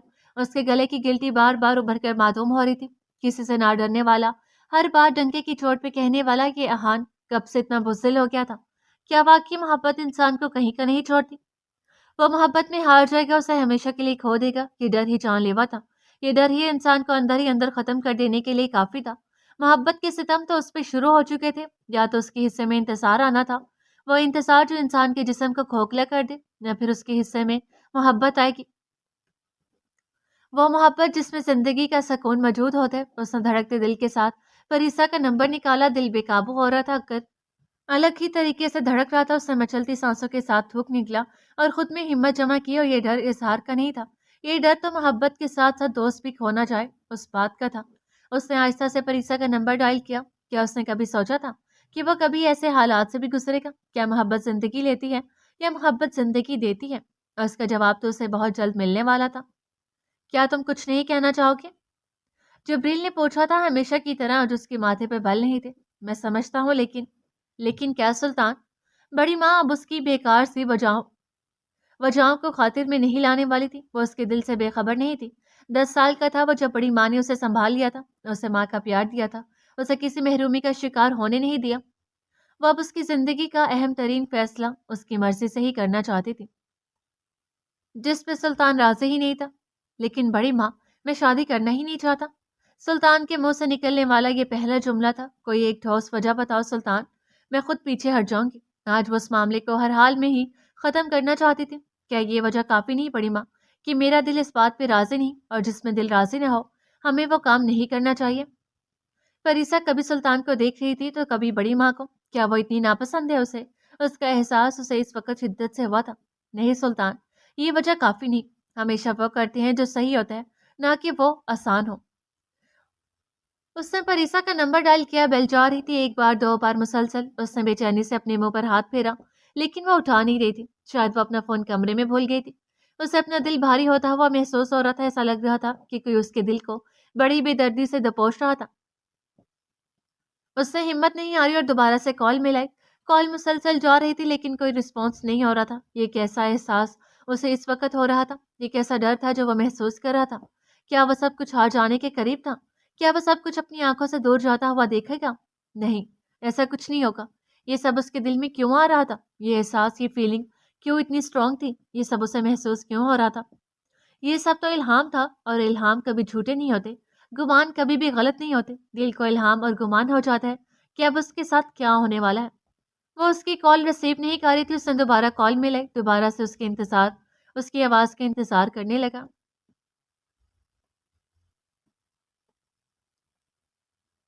तो अब आप सब मुझसे क्या चाहते हैं? सुल्तान ने अब आजिज आके पूछा था। हम ये तुम्हारे लिए चाहते हैं सुल्तान। क्या तुम्हें हमारे जज्बात की, हमारे एहसास की कोई कदर नहीं? बड़ी माँ का लहजा अब रौंदा हुआ था। आह, आप वो इमोशनली ब्लैकमेल करेंगी? वो कराह के रह गया। बड़ी माँ, आप सब मुझे इस तरह ब्लैकमेल नहीं कर सकते। आप सबकी फीलिंग्स हैं, आप सबके एहसास और जज्बात हैं, तो क्या मेरे नहीं? यहाँ बात इंतखाब की नहीं है, यहाँ बात उस दिल की है जिसकी लगाम शायद अब मेरे काबू में नहीं। मैं मेंटली इमोशनली किसी भी हाल में तैयार नहीं हूँ। आप सब क्यों नहीं समझते? मैं समझ सकता हूँ, लेकिन मैं अभी ये बिल्कुल नहीं चाहता। उस संभल के बड़ी माँ को देखा, उनके सफेद झुर्रियों वाले गाल पे एक आंसू लड़खड़ाया था। हम तुम्हारा भला चाहते हैं सुल्तान, उन्होंने भराई आवाज से कहा था। ये ठीक नहीं है बड़ी माँ, ये सब किताबी बातें हैं। मुझे इस सुकून की, इस एहसास की, इस सब्र की जरूरत नहीं है। तुम सिर्फ अपना सोच रहे हो सुल्तान। मत भूलो, इस हवेली को एक वारिस की जरूरत है। ये हवेली भी किसी ने संभालनी है। या तुम चाहते हो कि तुम्हारे बाद तुम्हारे माँ बाप का ये सरमाया यूं ही खत्म हो जाए, तबाह हो जाए? अपना नहीं तो कम से कम इस हवेली का, इस वारिस का सोचो जो तुम्हारे एक हाँ पे मुमबनी है। सुल्तान ने उन्हें बेबस नजरों से देखा था। उसने एक आखिरी कॉल की, जो कि वो भी रिसीव नहीं हुई। वो उठा, खड़ा हुआ। वो कॉल क्यों नहीं उठा रही थी? उसने दाएं से बाएं चक्कर काटा। मनाहिल उसे 2 बार फोन कर चुकी थी, उसकी माँ उसे 2 बार खाने के लिए बुला चुकी थी, लेकिन उसकी भूख, उसकी प्यास सब खत्म हो गई थी। وہ مسلسل فون کو گھو رہا تھا. اس نے اب تنگ آ کے میسج کیا تھا اور وہ میسج 3 لائنوں پر مشتمل تھا. میری ذات کی تکمیل تمہاری روح پہ مشتمل ہے. میں اس کالے اندھیرے کی دردناک تنہائی سے مجبور ہوں. میری زندگی تمہاری روشنی بن کے آنے کے انتظار میں ہے. اس نے سینڈ کا بٹن دبایا اور میسج چلا گیا. اب وہاں سے یہاں اور یہاں سے وہاں چکر کاٹ رہا تھا. بے چینی تھی کہ بڑھتی جا رہی تھی. میسج سینڈ تو ہو گیا تھا لیکن ابھی دیکھا نہیں کیا تھا کیونکہ پریسا کا فون اس کے کمرے میں تھا. اس نے انتظار کرنا شروع کیا. شاید وہ انتظار جس کا خاتمہ ناممکن تھا. سلطان، ہم سب تمہارے ساتھ ہیں. کم سے کم اب تمہارے پاس اس نا کی وجہ نہیں بچتی. جبریل نے اسے آخری بار سمجھایا تھا. سلطان نے ایک لمبی سانس خارج کی. آہ، یہ کہاں پھنس گیا تھا وہ. ماں بیگم نے بڑے غور سے اس کے چہرے کے تاثرات دیکھے، پھر اپنی دھیمی سی آواز میں پوچھا تھا، کیا تم کسی اور کو پسند کرتے ہو؟ پریسا نے بوکھلا کی ایک دم بڑی ماں کو دیکھا تھا. سب کے درمیان وہ عجیب تماشائی بنی تھی. حالانکہ اس میٹنگ میں ہونا اس کا بنتا تو نہیں تھا، لیکن وہ تھی وہاں. وہ اب یک تک سامنے بیٹھے سلطان کو دیکھ رہی تھی. اس کے منہ سے نہ سننے کے لیے بےتاب تھی. نہیں بڑی ماں، سلطان کسی کو پسند نہیں کرتا. پریسا کی سانس میں جیسے سانس آیا. تو پھر اب کیا کہنا چاہو گی سلطان؟ بڑی ماں نے ایک آخری بار پوچھا. اس نے خود کو پرسکون کیا اور پھر آہستہ سے بولا، ٹھیک ہے، میں پریسا سے شادی کے لیے تیار ہوں. بولتے ہوئے اس کے ذہن کی سکرین میں ایک لمحے کے لیے میشو کا چہرہ آیا تھا اور آج ایسا پہلی بار ہوا تھا کہ اس نے اس معصوم چہرے کو نظر انداز کیا تھا. پریسا کے چہرے پہ جو اس وقت خوشی کے آثار تھے، شاید ہی کبھی وہ اپنی زندگی میں اتنی خوش ہوئی ہو. آخر اس نے اپنی محبت کو پا ہی لیا تھا. تو اس نے خوشی سے سر اٹھایا اور سلطان نے مایوسی سے سر جھکایا تھا. آج صحیح معنوں میں وہ اپنی محبت سے دستبردار ہوا تھا. اگر آج اس نے پریسا کے ساتھ زندگی گزارنے کا اعلان کیا ہے تو وہ اب اس پہ ہی قائم رہے گا. اب فرض اور محبت کا چناؤ آ گیا تھا اور سلطان کبھی بھی فرض سے پیچھے نہیں ہٹتا. اس نے دل کی فریاد پہ قابو کیا اور دماغ کی لگام کو تھام لیا. آج پریسا نے اس کی زندگی میں پہلا قدم رکھا تھا. اس نے مزید 2 لمحے اور انتظار کیا، پر نہ جانے اس کے دل میں کیا آیا کہ اس نے اپنا لکھا میسج ڈیلیٹ کیا. یہ سب اگر میں سامنے کہوں تو زیادہ بہتر ہوگا. اس نے ایک میسج اور سینڈ کیا، کل ملتے ہیں. بابا، بابا. سلطان بھاگتا ہوا اندر داخل ہوا. غازی بابا مجھ سے زیادہ پیار کرتے ہیں، امیشا کہہ کے دوبارہ سے اندر کی طرف بھاگی تھی. سلطان دوبارہ سے اسے چڑھاتا ہوا اس کے پیچھے گیا تھا. غازی آن آدم اندر اپنی راکنگ چیئر پہ شاید کوئی کتاب پڑھ رہے تھے جب وہ دونوں اندر داخل ہوئے. بابا، بابا. سلطان نے پکارا. غازی بابا. امیشا بھی بھاگتی ہوئی ان کے قدموں تک پہنچی تھی. سلطان بھی اس کے پیچھے تھا. ارے ارے، کیا ہوا؟ انہوں نے کتاب بند کر کے دونوں کو پچکارا تھا. امیشا تو جلدی سے ان کی گود میں بیٹھی تھی، لیکن سلطان کو برا نہیں لگا تھا، نہ کبھی لگتا تھا. وہ بھی ان کے بالکل سامنے کھڑا تھا. غازیان آدم نے ایک نظر امیشا کو دیکھا اور ایک نظر سامنے کھڑے اپنے بیٹے کو دیکھا. پھر ان کے چہرے پہ مسکراہٹ آئی اور انہوں نے ہاتھ بڑھا کے سلطان کے سامنے کیا. سلطان کے چہرے پہ ایک بڑی سی مسکراہٹ آئی اور وہ جلدی سے ان کا ہاتھ پکڑے ان کے گھٹنے پہ بیٹھا تھا. اب دائیں طرف امیشا تھی اور بائیں طرف سلطان تھا. دونوں نے جھک کے ایک چور نظر سے ایک دوسرے کو دیکھا اور پھر اگلے ہی لمحے وہ پنک گالوں والی گڑیا نے منہ پر ہاتھ رکھ کے اپنی ہنسی دبانے کی کوشش کی. نہ جانے کیوں، لیکن سلطان کو اس کی یہ ادا بہت پسند تھی. وہ یک تک اسے دیکھتا گیا اور اگلے ہی لمحے وہ بھی کھلکھلا کے ہنس پڑا. غازیان بڑی دلچسپی سے اپنے دونوں بچوں کو دیکھ رہے تھے، دل ہی دل میں نظر اتار رہے تھے. اگلے ہی لمحے دونوں نے اپنی ہنسی کا گلا گھونٹا اور اپنے مطلب پہ آئے. بابا، آپ زیادہ پیار کس سے کرتے ہیں؟ سلطان نے پوچھا تھا. بتائیں غازی بابا، آپ زیادہ مجھ سے پیار کرتے ہیں؟ امیشا نے لفظوں کو توڑ توڑ کے پوچھا تھا. ہاں، تو یہ بات تھی. مطلب غازیان دونوں میں پھنسنے والا ہے. دونوں ہی پر امید ہو کے غازیان کو دیکھ رہے تھے اور وہ کبھی امیشا کو دیکھتے تو کبھی سلطان کو دیکھتے. وہ دونوں میں سے کسی کا بھی دل نہیں توڑنا چاہتے تھے. انہوں نے بے چارگی سے دونوں کو دیکھا. اس سے پہلے وہ دونوں کی ضد پہ کوئی جواب دیتے، کوئی سرخ آنچل والی افسرہ اندر داخل ہوئی تو غازیان نے مہرو کو دیکھ کے سکھ کا سانس لیا. وہ ہنستی ہوئی قریب آئی. مطلب غازیان، آج آپ پھر پھنس گئے. مہرو کی بات پہ انہوں نے بے چارگی سے منہ لٹکایا اور ان دونوں نے دانت نکالے. آج یہ ڈیسائیڈ کرتے ہیں غازیان کہ ان دونوں میں سے کون اپنی مہرو ماں سے زیادہ پیار کرتا ہے. مہرو کی بات پہ غازیان مسکرائے. ان دونوں نے ایک نظر ایک دوسرے کو دیکھا، پھر ایک دم دونوں نے اتر کے مہرو کی طرف دوڑ لگائے اور ادھر غازیان کا کہکا ابھرا. مہرو نے نیچے بیٹھ کے دونوں کو گلے سے لگایا تھا اور دونوں نے پیار سے اپنی ماں کے گالوں کو چوما تھا. مہرو نے دونوں کو پیار سے دیکھا تھا. امیشا کے گال سرخ ہو گئے تھے. اس نے اتر کے سلطان کو شرارتی نظروں سے دیکھا، پھر کان کے قریب آہستہ سے بولی، مہرو ماں مجھ سے زیادہ پیار کرتی ہیں. کہہ کے وہ بھاگی تھی اور سلطان اس کے پیچھے پیچھے بھاگا تھا. یہ کلکاریاں، یہ کہکوں کی گونجیں سلطان اب دوبارہ کبھی نہیں سن پائے گا۔ یہ دکھ، یہ لمحے اس کی زندگی میں بہت اذیت ناک تھے۔ ایک بار پھر وہ اس کی پائل کو دیکھ رہا تھا، لیکن آخری بار۔ لیکن اس الوداعی لمحے کو وہ اکیلے ہی گزارنا چاہتا تھا۔ یہ دستبرداری اسے تکلیف دے رہی تھی۔ ہمیشہ کی طرح محبت کے آگے فرض آ گیا تھا۔ وہ پائل کو اپنے یک ہوتے ہاتھوں میں پکڑ کے اپنی بالکنی میں ٹھنڈے فرش پہ بیٹھا تھا۔ بالکنی کا دروازہ اندر کی طرف کھلتا تھا، جو کہ کھلا ہوا تھا۔ ٹھنڈی ہوائیں اسے چھو کے گزر رہی تھی۔ وہ دروازے کی چوکھٹ میں بیٹھا اسے آخری بار یاد کر رہا تھا۔ اس نے اپنی نم آنکھوں پہ وہ پائل لگائے اور اپنی پشت کو دروازے کے ساتھ لگایا، اور اس احساس کو محسوس کرنے کے لیے اس نے اپنی آنکھیں موند لی تھی اور آخری بار اپنے دل کی آواز کو زبان سے پکارا تھا۔ تو شروع کرتا ہوں اپنی زندگی کو عشق کی آخری جستجو سے۔ آج میں دستبردار ہوتا ہوں ان یادوں کے حصار سے۔ آج میں فنا ہوتا ہوں عشق کی دہلیز پہ۔ آج میں قدم رکھتا ہوں ان تنہائیوں کی وادیوں میں۔ تو آج شروع کرتا ہوں اس فرض کو جس کی منزل آزادی ہے۔ آج میں اپنی محبت کو سپرد خاک کرتا ہوں۔ آج میں اس محبت سے خود کو نامحرم قرار دیتا ہوں۔ اس کے لب آہستہ سے ہل رہے تھے، آنکھیں موندی ہوئی تھی۔ پائل کو دائیں ہاتھ میں پکڑے اپنے دل کے مقام پہ رکھ کے ایک آخری بار وہ شاید سکون محسوس کر رہا تھا۔ اس کی آنکھیں نم تھی، ہوا ٹھنڈی تھی، بے حد ٹھنڈی، جو اسے چھو کے گزر رہی تھی، لیکن اسے فرق نہیں پڑ رہا تھا۔ وہ یوں ہی ٹیک لگائے بیٹھا رہا، ایک آخری بار اسے محسوس کر کے غم بناتا رہا۔ وہ اس کے آس پاس ہی کہیں موجود تھی، وہ اسے محسوس ہوتی تھی۔ من گھڑت چیزیں خوبصورت ہوتی ہیں، جیسے کہ تمہاری اور میری وہ ملاقات جو چاند کے اس پار تھی۔ یہ عشق نہ واقعی بڑا بے رحم ہوتا ہے۔ اس نے آہستہ سے آنکھیں کھولی۔ وہ جتنی دیر اس کی یاد میں رہے گا تکلیف اتنی ہی بڑھتی جائے گی، اس لیے اس نے اٹھ کے جانا ہی مناسب سمجھا۔ کاش ہر بار ہر زخم کا مرہم وقت ہوتا۔ یہ بھی عجیب بات ہوتی کہ لوگ اپنی زندگی کا بیشتر حصہ ان چیزوں کی فکر میں گزارتے ہیں جو نہیں ہونے والی ہیں۔ کچھ لمحے، کچھ یادیں عمر بھر کے دے گیا، کوئی زندگی دے کر بھی اپنے ساتھ لے گیا۔ کسی کو منزل سکون کا مسافر بنا دیا، کسی کو قلندروں کے رقص میں پھنسا دیا۔ عشق میں بات جہاں لاڈلوں کی آئے، وہاں اعلیٰ ضرب کی یاد آئی۔ مسکرانا عشق میں منع بتا دیا، کچھ چیزوں کا ٹوٹنا امر بنا دیا۔ رحمت کا قطرہ قطرہ جوڑ دیا، پھر اسے عشق پہ بہا دیا۔ دن و رات کی وہ محفلیں یاد آئیں، رات کو سوتے پہر جب اس کی یاد ستائی، اس وقت بھی درد کا دل پہ نزول ہوا، قطرہ قطرہ پوری عمر وصول ہوا۔ دل میں اس وقت اذیت رہی جب سانسیں چلتی رہیں، جب سانسیں چلتی رہیں۔ از قلم ایس جے رائٹس۔ کچھ لوگوں پہ ناخدا کی رحمت ہوتی ہے، جتنے بڑے دل ہوتے ہیں، جتنے بڑے ظرف ہوتے ہیں، قربانیاں بھی اتنی ہی بڑی ہوتی ہیں۔ بعض اوقات انسان کو کچھ چھوٹا سا پانے کے لیے کچھ زیادہ بڑا ہی کھونا پڑ جاتا ہے۔ کچھ چیزیں جنہیں آپ جانتے ہیں کہ وہ آپ کی نہیں، آپ ان سے اس لیے جڑے رہتے ہیں کہ آپ نے بلا ارادہ ان سے محبت کر لی، اس سے اپنی محبت کو الوداع کہا اور پائل کو دوبارہ اس باکس میں رکھ کے الماری کے لاکر میں رکھا اور اسے لاک کر کے اس کی چابی کو دراز میں رکھ دیا، ایسی جگہ بنا کے جیسے وہ کبھی بھی دوبارہ اس لاکر کو، اس چھوٹے سے صندوق کو نہیں کھولے گا۔ آج وہ واقعی خود کو نامحرم قرار دے چکا تھا۔ اس نے ایک لمبی سانس خارج کی، بالکنی کا دروازہ بند کیا اور اپنے بیڈ کے ساتھ بنی چھوٹی سی چائے ٹیبل سے پانی کا گلاس اٹھایا اور اسے ایک ہی سانس میں پی گیا۔ اتنی سردی میں بھی اسے شدید پیاس لگ رہی تھی۔ اب اسے اپنے جوتے اتارے، پھر موزے اتارے اور سکون سے اپنے نرم گرم بستر پر بیٹھ گیا۔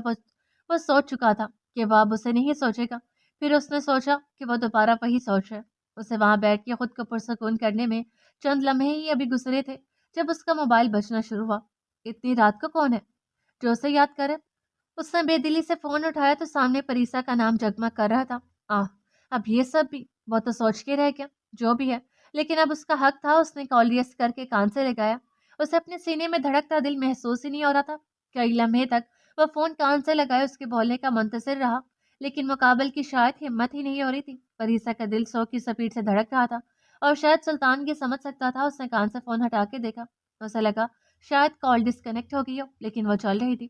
اس نے دوبارہ کان سے لگایا اور آہستہ سے بولا، ہیلو۔ پریسا کا دل کیا وہ خوشی سے جھومے، ناچے، گائے، ساری دنیا کو بتائے، لیکن اس نے جس مقصد کے لیے فون کیا تھا اس نے اس پہ توجہ دی۔ سلطان؟ آج اس کے لہجے میں تھوڑی سی لڑکڑاہٹ تھی۔ سلطان کا لہجہ بے لچک تھا۔ اسے پوچھنا چاہیے تھا؟ میں آپ سے کچھ کہنا چاہتی ہوں۔ اس نے آنکھیں بند کر کے کھولی، دل ابھی بھی تیزی سے دھڑک رہا تھا۔ سن رہا ہوں۔ اس نے آنکھیں بند کر کے کھولی، دل ابھی بھی تیزی سے دھڑک رہا تھا۔ ابھی بھی اس کا لہجہ کسی بھی جذبے یا احساس سے پاک تھا۔ پریسا نے اپنے دوپٹے کو مٹھی میں جکڑا، پھر آہستہ سے آنکھیں بند کر کے پوچھا تھا، کیا آپ خوش ہیں؟ سلطان کو اس سوال کی توقع نہیں تھی، وہ اس کی خوشی میں رکاوٹ بھی نہیں بننا چاہتا تھا۔ اگر وہ دکھی تھا یا تنہا تھا یا اذیت میں تھا، یہ اس کا مسئلہ تھا۔ بعض اوقات زندگی میں انسانوں کا کھلنا پھولوں کے کھلنے سے زیادہ اہم ہوتا ہے۔ اسے صرف ایک لمحے کے بعد جواب دیا، ہاں میں خوش ہوں۔